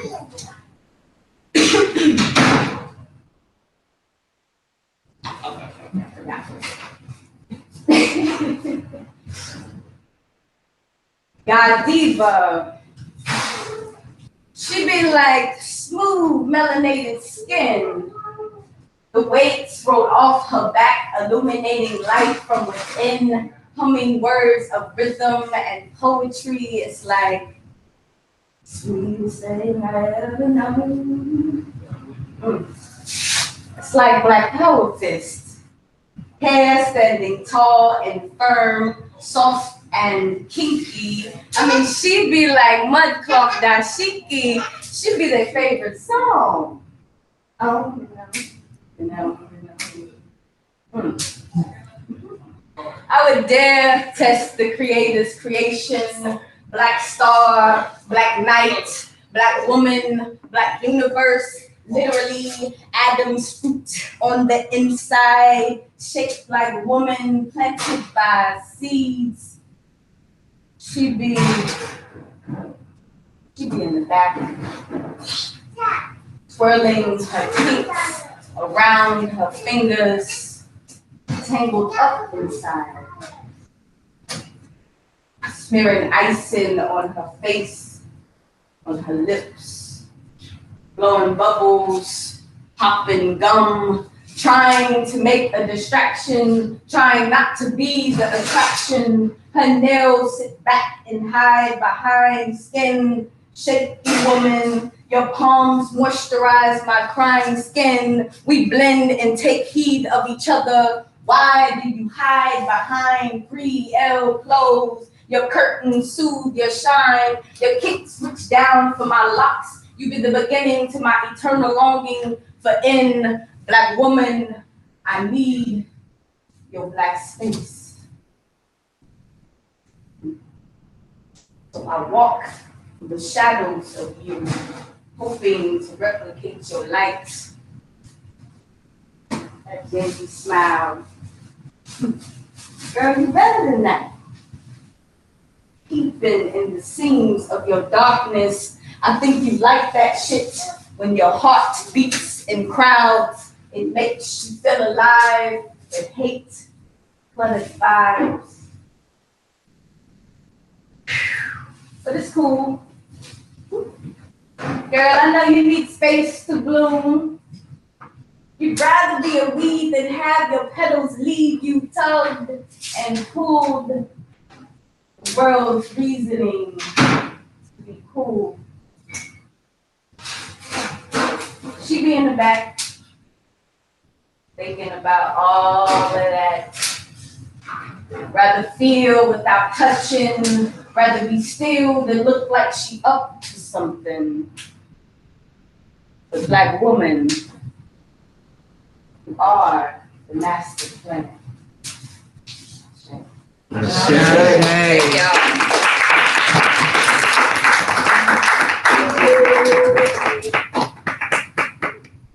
Y'all ready to get some more food for thought? Yes. Brother Alim, ready for round two?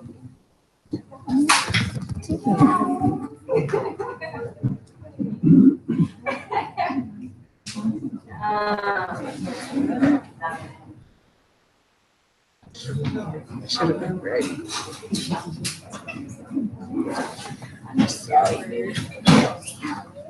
Yeah, go back to access. Yeah, click access and then go to you go to the folder. Yeah, there it is.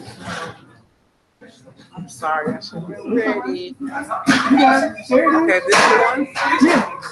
Now go to current slide and blow it up. There it is. Done. Go back one. Yep. Okay.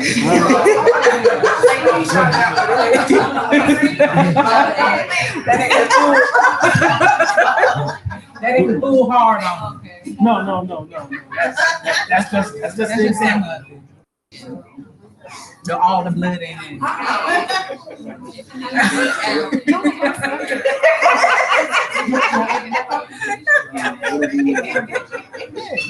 I'm saying, you know.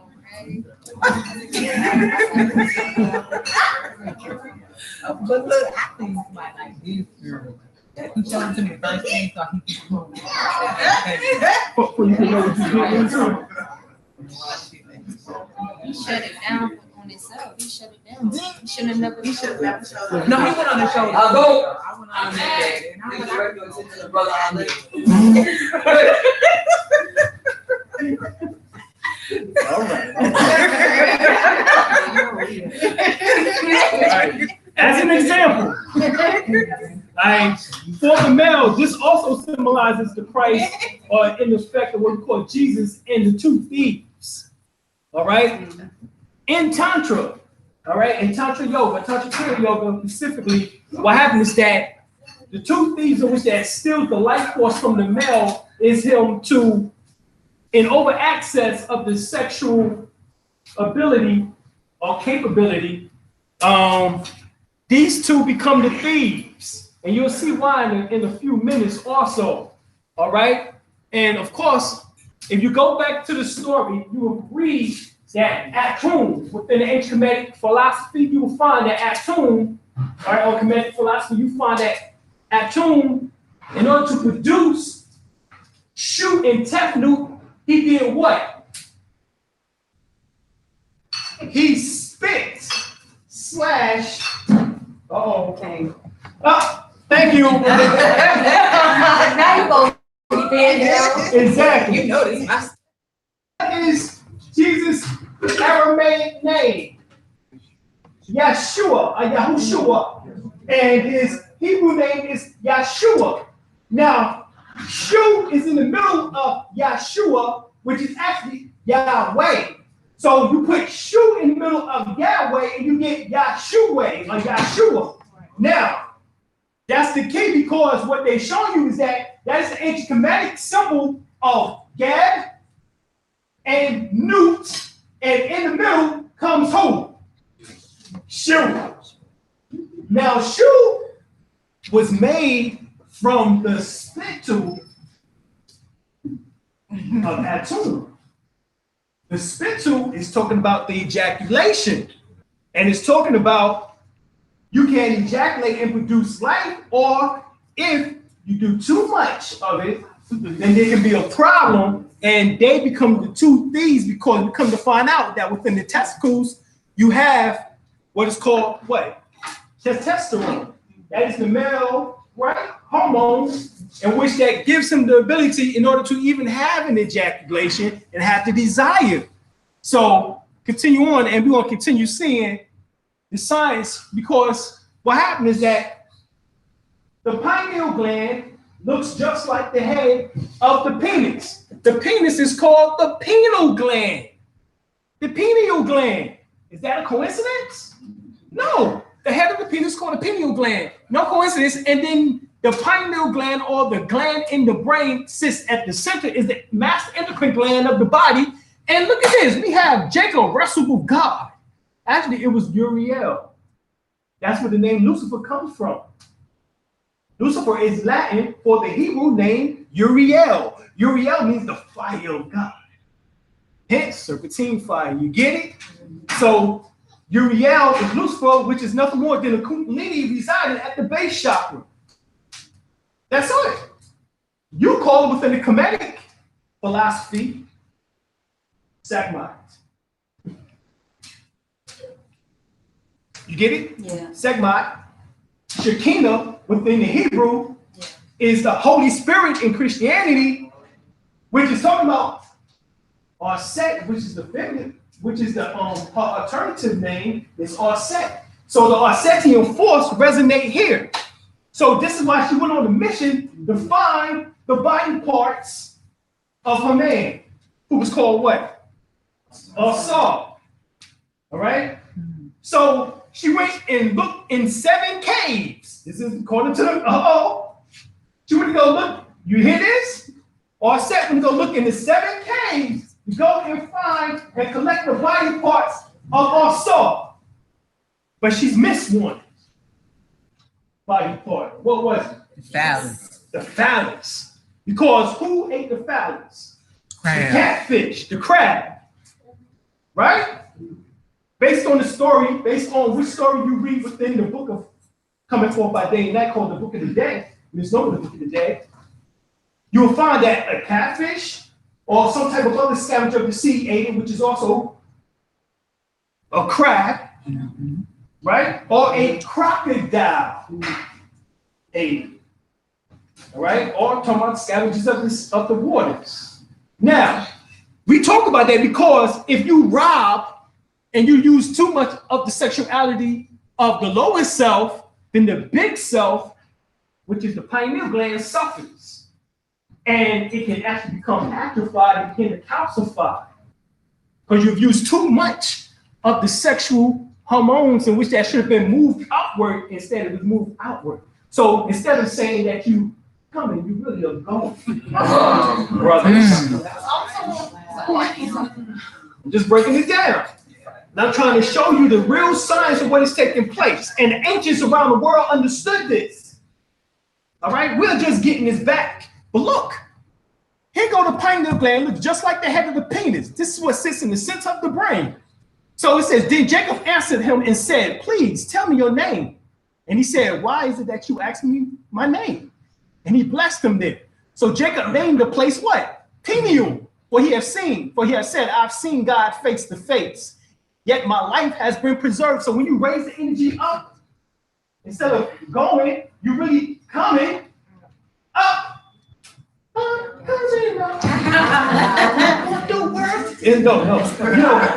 think it's coming out. No, it's coming up. It's coming up. All right, you change that song. Right? I'm gonna have to tell Diane. You know what I'm saying? I'm gonna have to tell Diane that we're gonna have to change that. All right, we coming up. So right here. Now the sun rests upon him just as he crossed over Pineal, and he was limping on his thigh. Brothers, what happens after this is like this? What happened? It goes what? Limp. On your thigh. You get it?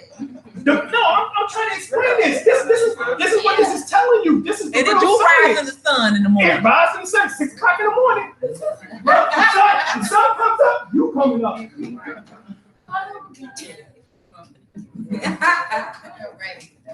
Right?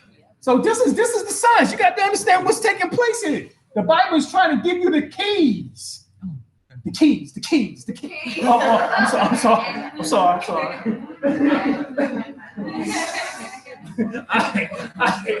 So you have the hypothalamus area in the brain, which looks identical to the testicles. So what happens is that the hypothalamus gland, the pineal gland, the pituitary gland, and the thalamus gland, these 4 glands in the brain works in conjunction to create what's called your third eye region, in which they give you access and communication to the ancestors. There you go. Your spiritual guides. All right? The Nectar rules. All right, the Elohims. So here in the brain, it also has what's called Pia Meta, means tender mother, which looks just like the opening or the clitoris of the woman's vaginal canal.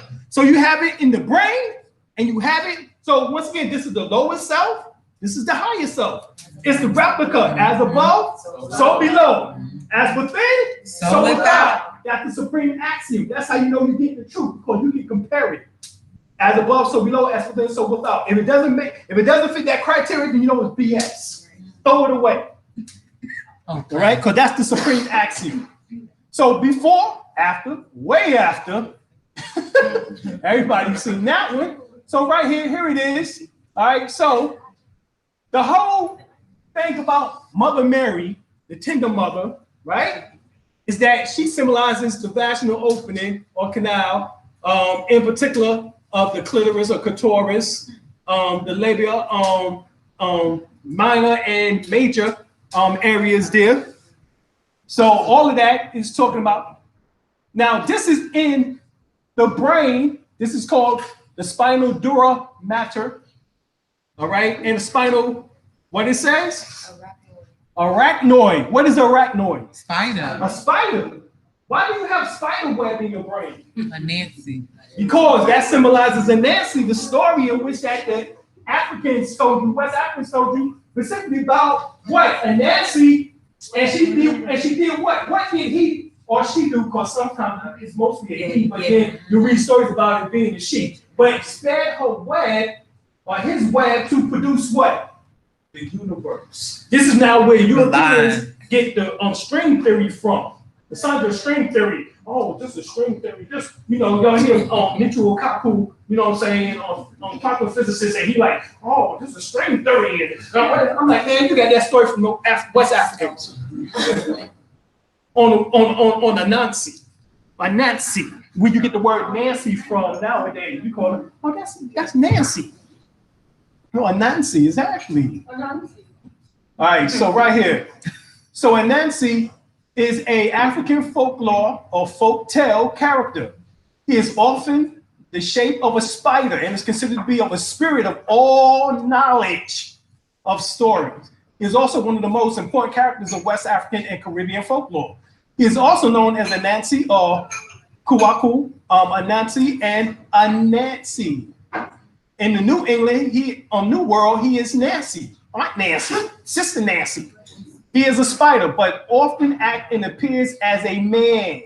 All right, Anansi tales originate from the Akan people of the present-day Ghana. The word Anansi is Akan, which means spider.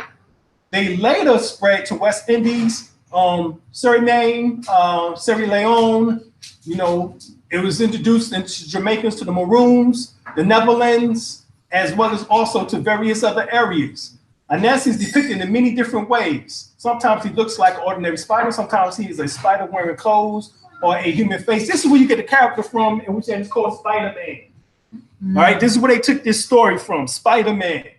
All right, so sometimes it looks more like a human with spider elements, such as 8 legs. Remember, later on, you see Spider-Man growing legs in the some of the comic books later on. Anansi is a spirit who acts on behalf of who? Naimi. Exactly. His father and the sky father. He brings rain to stop the fires and perform other duties from him. His mother is Asasi Ya. Now look, it says there are several mentions of Anansi's children. The first son being the name of, what's that? Nekuma. According to some stories of his wife, is seen as Miss Anansi or Mistress Anansi, but most commonly is known as what? Aso.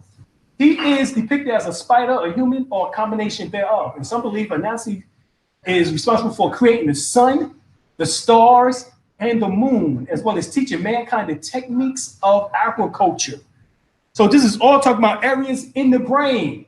But you're gonna find out that the area in the brain, which is called the Pineal matter, and also what is called the Dura matter, is the areas in which that protects the most central areas of your body, which is those glands that I made mention of. On the surface of the brain, there are 3 layers of membrane called the meninges, and there's essentially to protect in the brain tissue. starting from the outermost layer, the membrane, and the name is the Dura matter, and the arachnoid matter or matter and pia matter, and between the pia matter and the arachnoid matter is the cerebral spinal fluid. So the human brain has an outer covering called the Dura matter, hard mother, an innermost sensitive area called pia matter, tender mother. So Dura matter and pia matter are separated from each other by the arachnoid, the web or veil or curtain. Now, this is where you get in your story that Jesus had what? Yeah, there was two Marys. And Mary, his mother, and Mary Magdalene. And Mary Magdalene was his wife. Right? And then Mary Magdalene goes and look for him on the third day, and she goes and look for him for the body, and said that there was a covering in which that covered what is called the sepulchre, and covered the sepulchre. And when she got there, there was two angels sitting there who told her, who you looking for? He ain't here no more. He done risen. Let's get to what this is talking about, because right here you find that the Latin word matter is the source of English what? Mother. Exactly. Basically, what? Material, maternal, meticulate, matrimony, matrix, the web. The web is the matrix. Matron and matter. Ultimately, Indo-European ancestors who produce English is metropolis and mother. All right? So, matrix. A situation surrounding substance within something else originates, develops, or is contained. Now behold, check this out. Now this is right in your Bible. And I behold, I have taken the Levites from among the children of Israel instead of all the firstborn that opened the matrix among the children of Israel. Therefore the Levites shall be mine. All right. Once again, even the Bible speaks of the matrix. So the three Marys. All right, this is talking about the three Marys. The three Marys at the tomb, all right? They speak of the three Marys. I spoke of just two, but now they speak of also another one that they add who was a disciple. You go to John 21, mentions only Mary Magdalene, but has her use the plural, say, we do not know where he had been laid or laid him, all right? Matthew 28:1 says Mary Magdalene and the other Marys, Mary went to see the tomb. So that's two Marys. So that's the mother Mary and Mary Magdalene. Then you have Luke 24:10 speaks of Mary Magdalene and Joanna and Mary of Jacob, and added the other woman after stating earlier that at the burial of Jesus, that the women who had come with him from Galilee saw the tomb and how his body was laid. Now, this is all important as we continue on, realizing that the matrix is really talking about the vaginal canal and coming from the brain, because what happens is that when the Kundalini energy comes up within the male, the same way that the Kundalini energy comes up is the same way that the semen, the sperm encasing the semen comes up. All right, this is actual fact that the semen comes up the spinal canal, which is called from the prostate fluid into the spinal fluid and go into the third ventricle, which is the what? Cerebral fluid, and receive the spark of God. What is this spark of God that the Muslims speak about in Sufism? What they really talk about is that in the third ventricle, the pineal gland sparks the life within the chosen sperm. You get this story?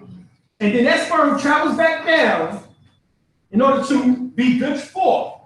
Now, in order to protect that sperm, we find that there's 777,777,777 sperms, or 6. All right, 776 other sperms along that one, which is 777. And these other sperms help, just like a football team. All right, yo, so I'm gonna block for you. All right, we're gonna try to get you to the A. All right. All right. So what you want to do? Yo, you set up a block over here. Yo, let's do this. So they all running through that joint, trying to get to that egg. That's what's going on. All right? They already know who the Christ is. They already know, because that Christ seed got baptized by the pineal gland. Right? That's what we call the John the Baptist in the River Jordan with Jesus Christ story. That's where all that comes from. So once you realize that that's you, because you won the race against all those 777 other million sperms to get here. So you already get baptized in the River Jordan. The duplication of that is in the church with the baptism, but you already got baptized. You already did all that. That's how you got here. All right? Now, I ain't going to say that this was a race that you really had to win based on what goes on here, but you did. All right? So this is what this is really talking about, is the matrix, and how the woman and the male, of course, controls the sex of the child, the male or female, but it's the woman who forms and shapes the child inside of the womb. All right? And you look at the word clitoris or clitoris and look at where it's in the blue. It says a key. You see that? It says a key, a latch or hook to close a door. See, close or compare, slot. All right? That's what's going on. All right? So that's the key. Remember, we just talked about the keys. Mm-hmm. All right. So right here, all right, this is where the mounds comes from. The origin of the mounds is actually that of the vaginal canal. All right. This is actually Town Creek mounds right there in here in North Carolina in Aldermore. All right, Aldermore, near Charlotte. All right, we've been there many times, and this is exactly how it looks. This is where they got the mounds from. All right, this is what we're talking about. We the mound builders. We're talking about we built the mounds in the shape of the vaginal canal. All right. So here we see the light around the head of the sperm. See, the ones in which that don't have the light, those are the ones in which that is almost dead. The ones that got the most light, like this one right here, that would be considered, if you notice, he got the biggest head and he's got the most light out of everyone else that's here. So let's say he's the Christ. Everyone else will have to follow him in that regard. This is where they get the story from about Jesus and the 12 disciples, as well as also how those number 12 correlates to the 144,000. Because what happens that normally by the time that those 777 million sperms get to the egg area near the ovary, what happened is that we find that there's only about 144,000 of them that really survive in order to help that one sperm enter into the egg. This is it showing you here how the universe bombards with the meteorites, which they claim that one hit Detroit, which of course that wasn't, but because I ain't never seen one come down with a straight beam of light. But of course, this is the womb, all right, or the egg in the womb. All right, as you see that one spark, you see that? That's what that is symbolic to. All right, this is the story. Going down. It says right here, this is the gods of the Greek and the Hebrew. Zeus and Yahweh, Jehovah, has name derived from the Sumerian word meaning the seed of life. The juice of, what's that? Fecundity.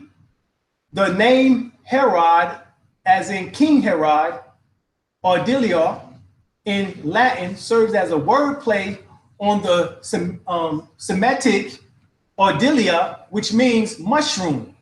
The name Jesus in Hebrew, Yahoshua, as it says here, Yahoshilia, Sia, comes from the Sumerian Sija, meaning semen, which saves, restores, heals.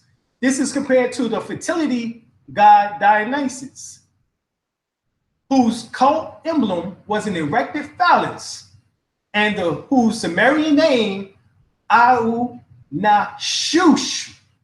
which means semen, seed that saves. So Jesus' name in Aramaic and Hebrew, which is Yahshua, has a double meaning. Not only do it means the breath of life, It also means what?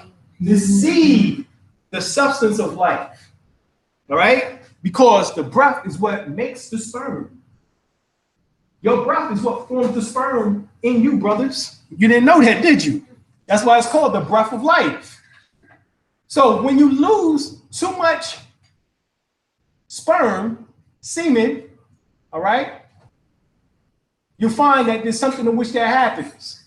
Check this out. Semen is the root word of our word seminary, seminal, seminal, seminary, breeding ground, from seminus, semiranis, of seed, from semen, right? Genitive seminus, seed, sea semen, meaning school for training priests. So you wonder why priests are around here sexing little boys? Look what they going to seminary school. Semen. First recorded in 1580s, commonly used for any school, especially academies for young ladies, literally a breeding ground. Right? Now it ain't for young ladies any longer. Many religious terminology and symbology is rooted and stems from the seed of ancient fertility rites, rites of passage, sex, all right? So we find that if you go to the book of Tao Sexology by Stephen Chang, he says the testicles produce sperm and hormones, and the prostate produce the nutrients, hormones, and energy, which is rich seminal fluid. The secretions produced in the prostate contains nutrients, hormones, and vital energy. These secretions constitute the semen, which is the substance that serves as the carrier of sperm. All right, seaman, you get it? The seaman. All right, we are the seaman, hence in the water. All right, this we get sea, man, sea, what is it? Mermaid, merman. When the average male ejaculates, he loses more than 1 tablespoon of semen. According to scientific research, the nutritional value of this amount of semen is equal to that of 2 pieces of New York steak, all right, 10 eggs, 6 oranges, 2 lemons combined. This includes proteins, vitamins, minerals, amino acids, everything. So ejaculation is often called coming, all right, but the precise word for this should be going, because everything vital energy, millions of living sperms or live sperms, hormones, and nutrients go away. All right, so this is how this correlates, because sperm, which we talked about, becomes you. As you see here, this is still the same body that you have, all right? The brain is the head, the spinal column is the tail. All right, this is the same. So this is you entering your new body, and this is you, and this is you in your body. All right, so this right here, when the Kundalini is still enclosed within the Muladhara chakra, there are 7 chakras or just hanging down. However, when Diva Kundalini ascends throughout the Brahmanadi, then the miraculous petal of these chakras turn upward to Brahmanara. These thus miraculously gleaming with the incomparable sexual fire of Kundalini. All right, so this is, you can get this from the book Kundalini Yoga, The Mysteries of the Fire. All right, so let me read this first. Each one of these chakras located along the spinal medulla awakens as the Kundalini is ascending into the Nadi Shitra. All right, so how do we know that the semen travels upward? Because it tells you right here that it, right here in the Surah 86, 6 through 7, it speaks about it emerges, appears from between the spine and the rib bone. All right, and these are the various authors: Yusuf Ali, Pictol, Arbery, Shakir, Khalifa, Serwe, just telling you over and over again. But even look at the free minds, it comes out real blatant. It comes from out between the spine and the testicles.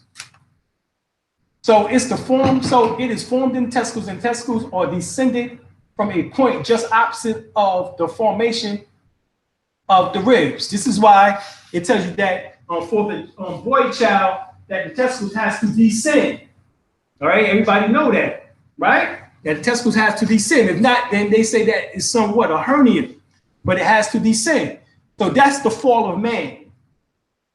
You get it? When they speak about the man fall, that's the fall of man. All right? Because the woman's ovaries don't fall, they still here. But they come from here and they come down. All right, that's for the male. So right here is telling you how all this takes place. All right, I'm going to read too much, keep going. So within the spine, if you know that the physical construction, you would know that there's two holes on either side of the spine, which are like the conduit pipes from all the nerves to pass. This is the eta and the pingala, the left and the right channel. All right, we spoke about that earlier. So here we find Kritamutua, South African Zulu shaman, and he speaks that this power in which that's called Kundalini, they call it Umbelini within South African terminology, and it's called the Umbelini, and is a primal force used by the Zulu shaman to connect their minds with deities in the spirit realm, described as something that like a hot coal snake bursting through the top of your head. This is Kritamutua, all right? So here's an example of this, what we're talking about. Channels from the flow of the subtle energies, 72,000 nadis. Three most important is the Sushumna, which is the middle pillar, the Eta and the Pingala. The Eta is the left and the Pingala is the right. All right? So right here talking about the 72,000 nadis, and it says springs up from the three basic nadis, the left and the right and the central. Eta, Pingala, and Sushumna. The word nadi does not mean nerves. Nadis are pathways or channels of prana in the system. These 72 nadis do not have a physical manifestation. In the sense, if you cut the body, look in it, you will not find them. But as you become more aware, you will notice the energies is not moving at random. It is moving in established pathways. 2,000 different ways in which that the energy or prana moves. All right. So we know that with that movement of that prana, we know that when it's unimpeded, we can have a healthy, strong body. All right. So we know that you have Yahi Vahi, which is the four letters called the tetragrammaton, which actually forms and in shape of the physical body. Yad, He, Va, He. All right. That is nothing more than the head, or as we would say, arm, leg, arm, head within the 5% teachings of the Nation Gods and Earths, as well as also within the student enrollment lessons of the Nation of Islam. All right. So we are Allah, and who is Allah? Well, according to Gerald Massey, he breaks it down. One of the titles of Ra is Ra-ur, meaning, among other things, Ra, the Great One. The title Ur into Ul becomes what Muslims say is Allah, which becomes Allah. So Ra becomes Allah, which we now have to name Allah. All right. So this is just symbolic to the greater mysteries. All right. These are the 72,000 correlations. When you mention the 72 names of God in Hebrew, that correlates to the activation of the 72,000 nadis in which that you just seen. I'm not going to go into all of that, but I just wanted to show you so that when you start studying that you activate what is called your tree of life, which is known as Adam Kadmon, the primordial man, also symbolic to the perfect man, as they would say. You've perfected yourself. This is what we was talking about, the archetype pattern temple, the tabernacle temple, which is the Mosaic temple, and the tabernacle of man. All right.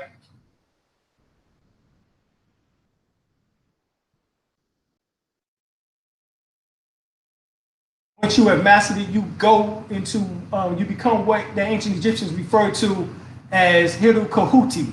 Hiru Kahuti is represented by Tahuti, who's to the left, and Hiru, who's to the right. And what they're pouring over top of that at depth is what is called the crocodile fat.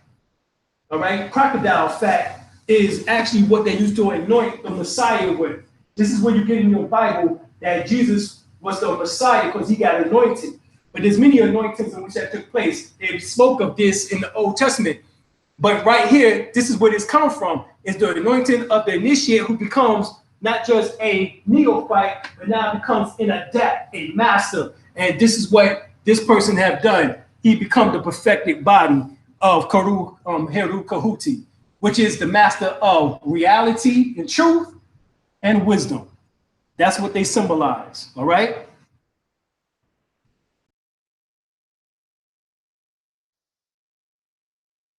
All right, so right here, John 10:34, Jesus answered them, is it not written in your law, I have said ye are gods? Psalms 82:6, I have said ye are gods, and all ye are the sons of the Most High. So man can become God. And here, this is what we're talking about, that by doing so, you call upon these Orishas, all right, or these Neterus. And these are nothing more than the human anatomy in relationship to these particular beings in which that you call upon. All right, as we see here, we see Ishu, which symbolizes the urinary bladder. All right, we see Oshun, symbolic to the hormones here. We see Ogun to the skeleton. We see Emiya to the veins. We see Oshosi to the bone marrow. All right. We see Ologun to the blood. We see Oya to the lungs. We see Obatala to the brain. All right. Over and over again, this is what this is all symbolic to. So when we get into our African culture and you start, looking at the Orishas, we think that it's something external of ourselves when it's nothing more than the activation of, as the guy spoke of earlier, it's your activation of your particular organs in your body. All right, keeping them healthy because these are names in which that we gave to these particular organs that we would talk to on a regular basis at one time. You used to talk to your eyes, you used to talk to your mouth, your lips, your tongue. You used to talk to your thyroids and your heart, your liver, your spleen. You used to talk to your stomach and your small and large intestines, your kidneys. You used to talk to them. All right, even in what Mantak Chia teaches us. All right, who's another one of my teachers, we would smile down into your organs.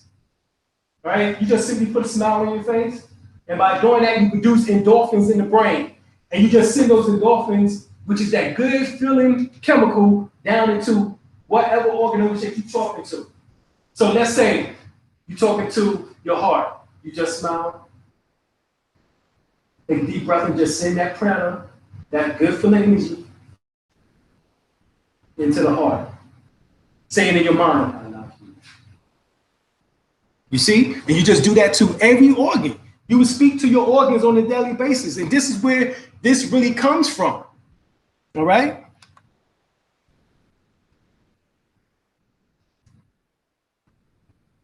This is another example of what we was talking about. Human beings are formed from 4 elements of nature: fire, earth, water, and air, which symbolizes Yahi Vahi, which is the 4 letters of the Tetragrammaton. Within the ancient Kemetic philosophy, earth is Ged, Va is air, which is Tefnut, He is water, which is Nut, and Yad is fire, which is Ra, or Re. All right? Right here, you get the ancient Egypt, the light of the world by Gerald Massey. He says the letter Yahweh or Yahivahi is being read backwards and substitute vowels to hide the mysteries that it is the Egyptian supreme being, Hui, the force of creative will, which becomes in Semitic languages Hu, for he as in the male factor and he as in female factor. The letters are right there. Ahu, and the Y in Semitic language is replaced by an I, and U in Semitic language is replaced by a W or V. So the name distorted becomes Yahweh, Javeh, Jehovah, Yahweh, Yahweh Vahe. So who is Fuhi? Let's find out. Fuhi is Tahuti. So when you say Yahweh, you call it on, which is Hebrew, you call it calling on the Egyptian deity, Tahuti. Get this? Hermes Trismegistus. Hermes. This is Hermes Trismegistus. This is what we're talking about. So you're talking to the God of wisdom when you call upon Tahuti. All right? When you call upon Jehovah. When you say Yahweh, you're calling on Tahuti. All right? And this is Tahuti's name in ancient Kemetic hieroglyphics, or what's called Metu Neter. All right? And so he says, now, Dr. Ben revealed this in his book. All right? The Black Man of the Nile. Dr. Ben Yakinen, Yusuf Ben Yakinen, he revealed this in his book. One of the major titles of Tahuti, God of wisdom, is I, which becomes Yah, or Jah, as in Jehovah, meaning the crescent moon.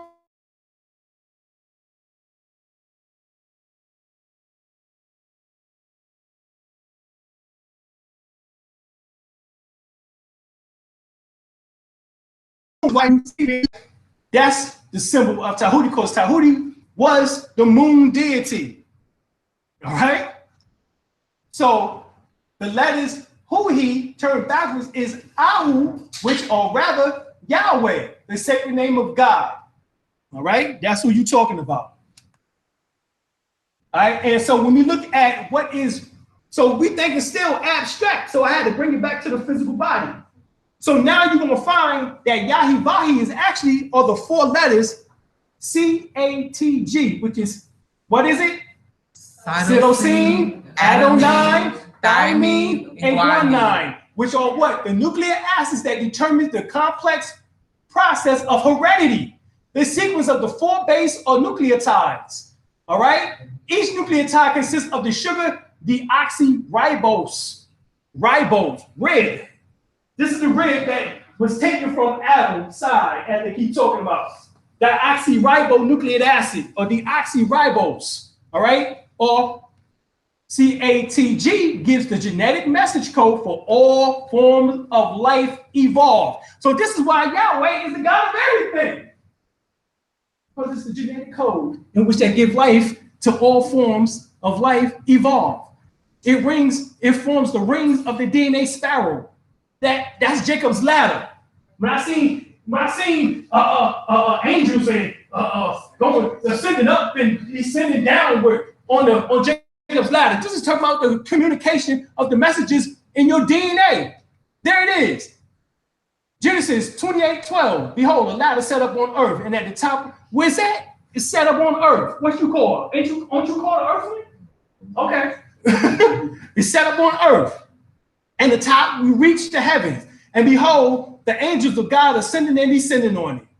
All right, so it symbolizes the elliptical pattern of DNA.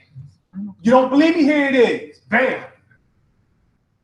It actually took the formation of the DNA and seen that it makes the name Yahweh or Yahivahi. And look at the C. You know what the C is?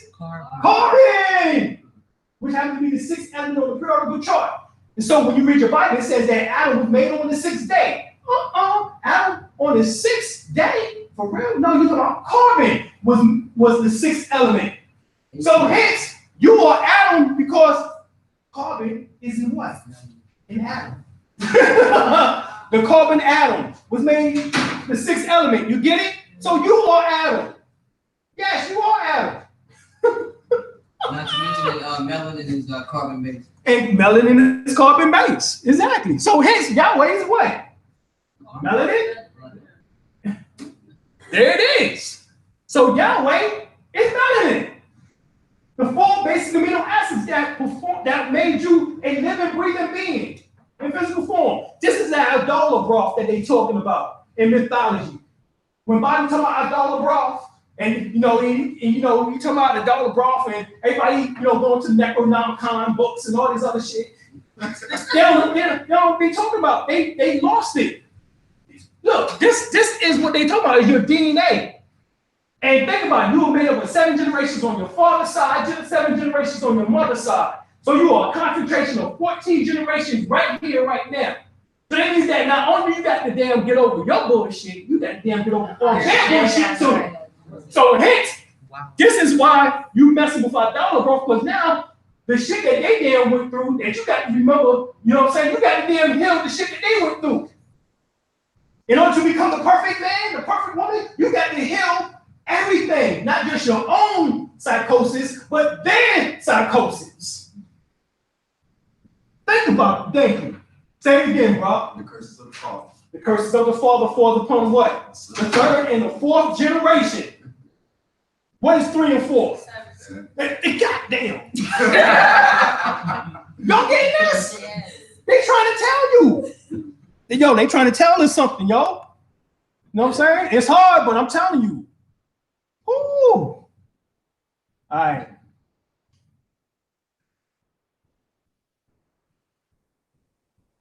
So in our DNA, 90% is off limits to us. Why? Wrong knowledge. Bingo. 90% because you might not be ready to access that 90% of that information. But remember, I just told you 7 generations on your mother's side, 7 generations on your father's side. Some ill stuff. You know what I'm saying? So when you awaken it, and Kundalini had to go up, and when it goes up, it awakens. This is why a lot of people be like, yo, don't raise that Kundalini, son. Because that could be dangerous. The reason why, because you go through the psychosis of not just your own, but also of their existence. Because you are a concentration of them. Understand, you are a living thought form of them in physical form. So all their concentration and memories, that's what you are. You get this? So if their thoughts was negative, you got to experience that because you got to correct their sins and yours. This is why the Christians be like, look, I'm just gonna get to white Jesus. That's what they say. That's too hard. Jesus, he got it. Take the wheel, Jesus. Okay, take the wheel. Take the wheel. It's all yours. Be like, he got that. That's the truth. Because we don't want to be the gods and goddesses. We don't want to go through that internal enlightenment. We don't want to reach those stages. You know what I'm saying? We say, look, that psychosis that I got, the sins that I've done, I'm gonna give that to him. He can take that weight. So we put it off on a mythical character. Wow. You know what I'm saying? So that we can stay sane. Think about that. You know what I'm saying? You're right about that. Right. And not realizing that we still are dealing with a psychosis. Because it ain't real. Right? Jesus never existed. Now, were there Christ or individuals who look like us, you know what I'm saying, who ascended to those high levels? Yes. All right? I can give you a name of one. His name is Simeon Toko. Mm-hmm. Simeon Toko was able to manifest, and he was from out of Angola. And he was able to manifest all types of things into existence. One assassin even cut up his body parts as he crawled up under a seed sower, and they turned on the machine and thought that they killed him and assassinated him. They saw him bring his body parts back together again, reanimate, and got up. God, body. This dude stopped the plane in midair, and he didn't move an inch down, up, whatever. He stopped the plane in midair. The priests and these dudes that was on there talking about Hail Mary, and all this other stuff they was talking about. Like, yeah, all right, look, let me tell y'all try to do what y'all getting ready to try to do, because they were trying to kill him. They were going to throw him off the plane over the ocean, over the Atlantic, and they just couldn't do it. Because after he stopped the plane in midair, this is just like Jesus when he stopped. You can hear the similarities. This stuff we can do this stuff, right? It goes further. They took his heart out of his body, thought they killed him. He got up on the daggone table and said, yo, put my heart back in. Them damn doctors lost their mind, and they scrambled and finally got his heart. And they put it back in his chest, and he got a picture showing you where the scar was, where they took his heart out of his chest. Simeon Toko. Simeon Toko. African avatar. I put this dude on my altar. Because when I'm talking about doing something to these left, yo, and he just died in 1984. I was on this planet in 1984. What the heck? I was on this planet. God dang, you know what I'm saying? And I would have known there was niggas doing something like that. You know what I'm saying? Shoot. This is the Christ that I would have been able. You know what I'm saying? This was a Christ figure. You know what I'm saying? Dude made he called angels down. He was like these little small brown husky midget. They were small. You know what I'm saying? And they said no. Witnesses said they saw one lift up a 5-ton truck with one hand and just flip that joint over. And he took these 1,000 brown small men against the whole army of the Belgian army, and he defeated them by himself with those him with his 1,000 projection of his angel.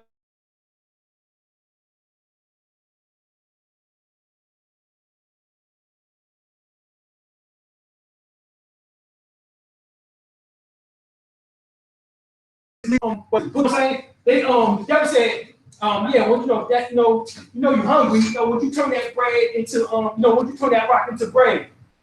You know what I'm saying? Jesus said something like, hey, I tell you, if I wanted to, I could call down a whole legion of angels, you know what I'm saying?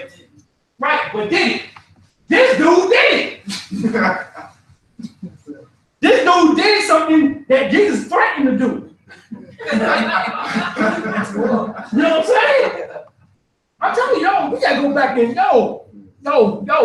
we got this, We got this. We just got to know what we're doing.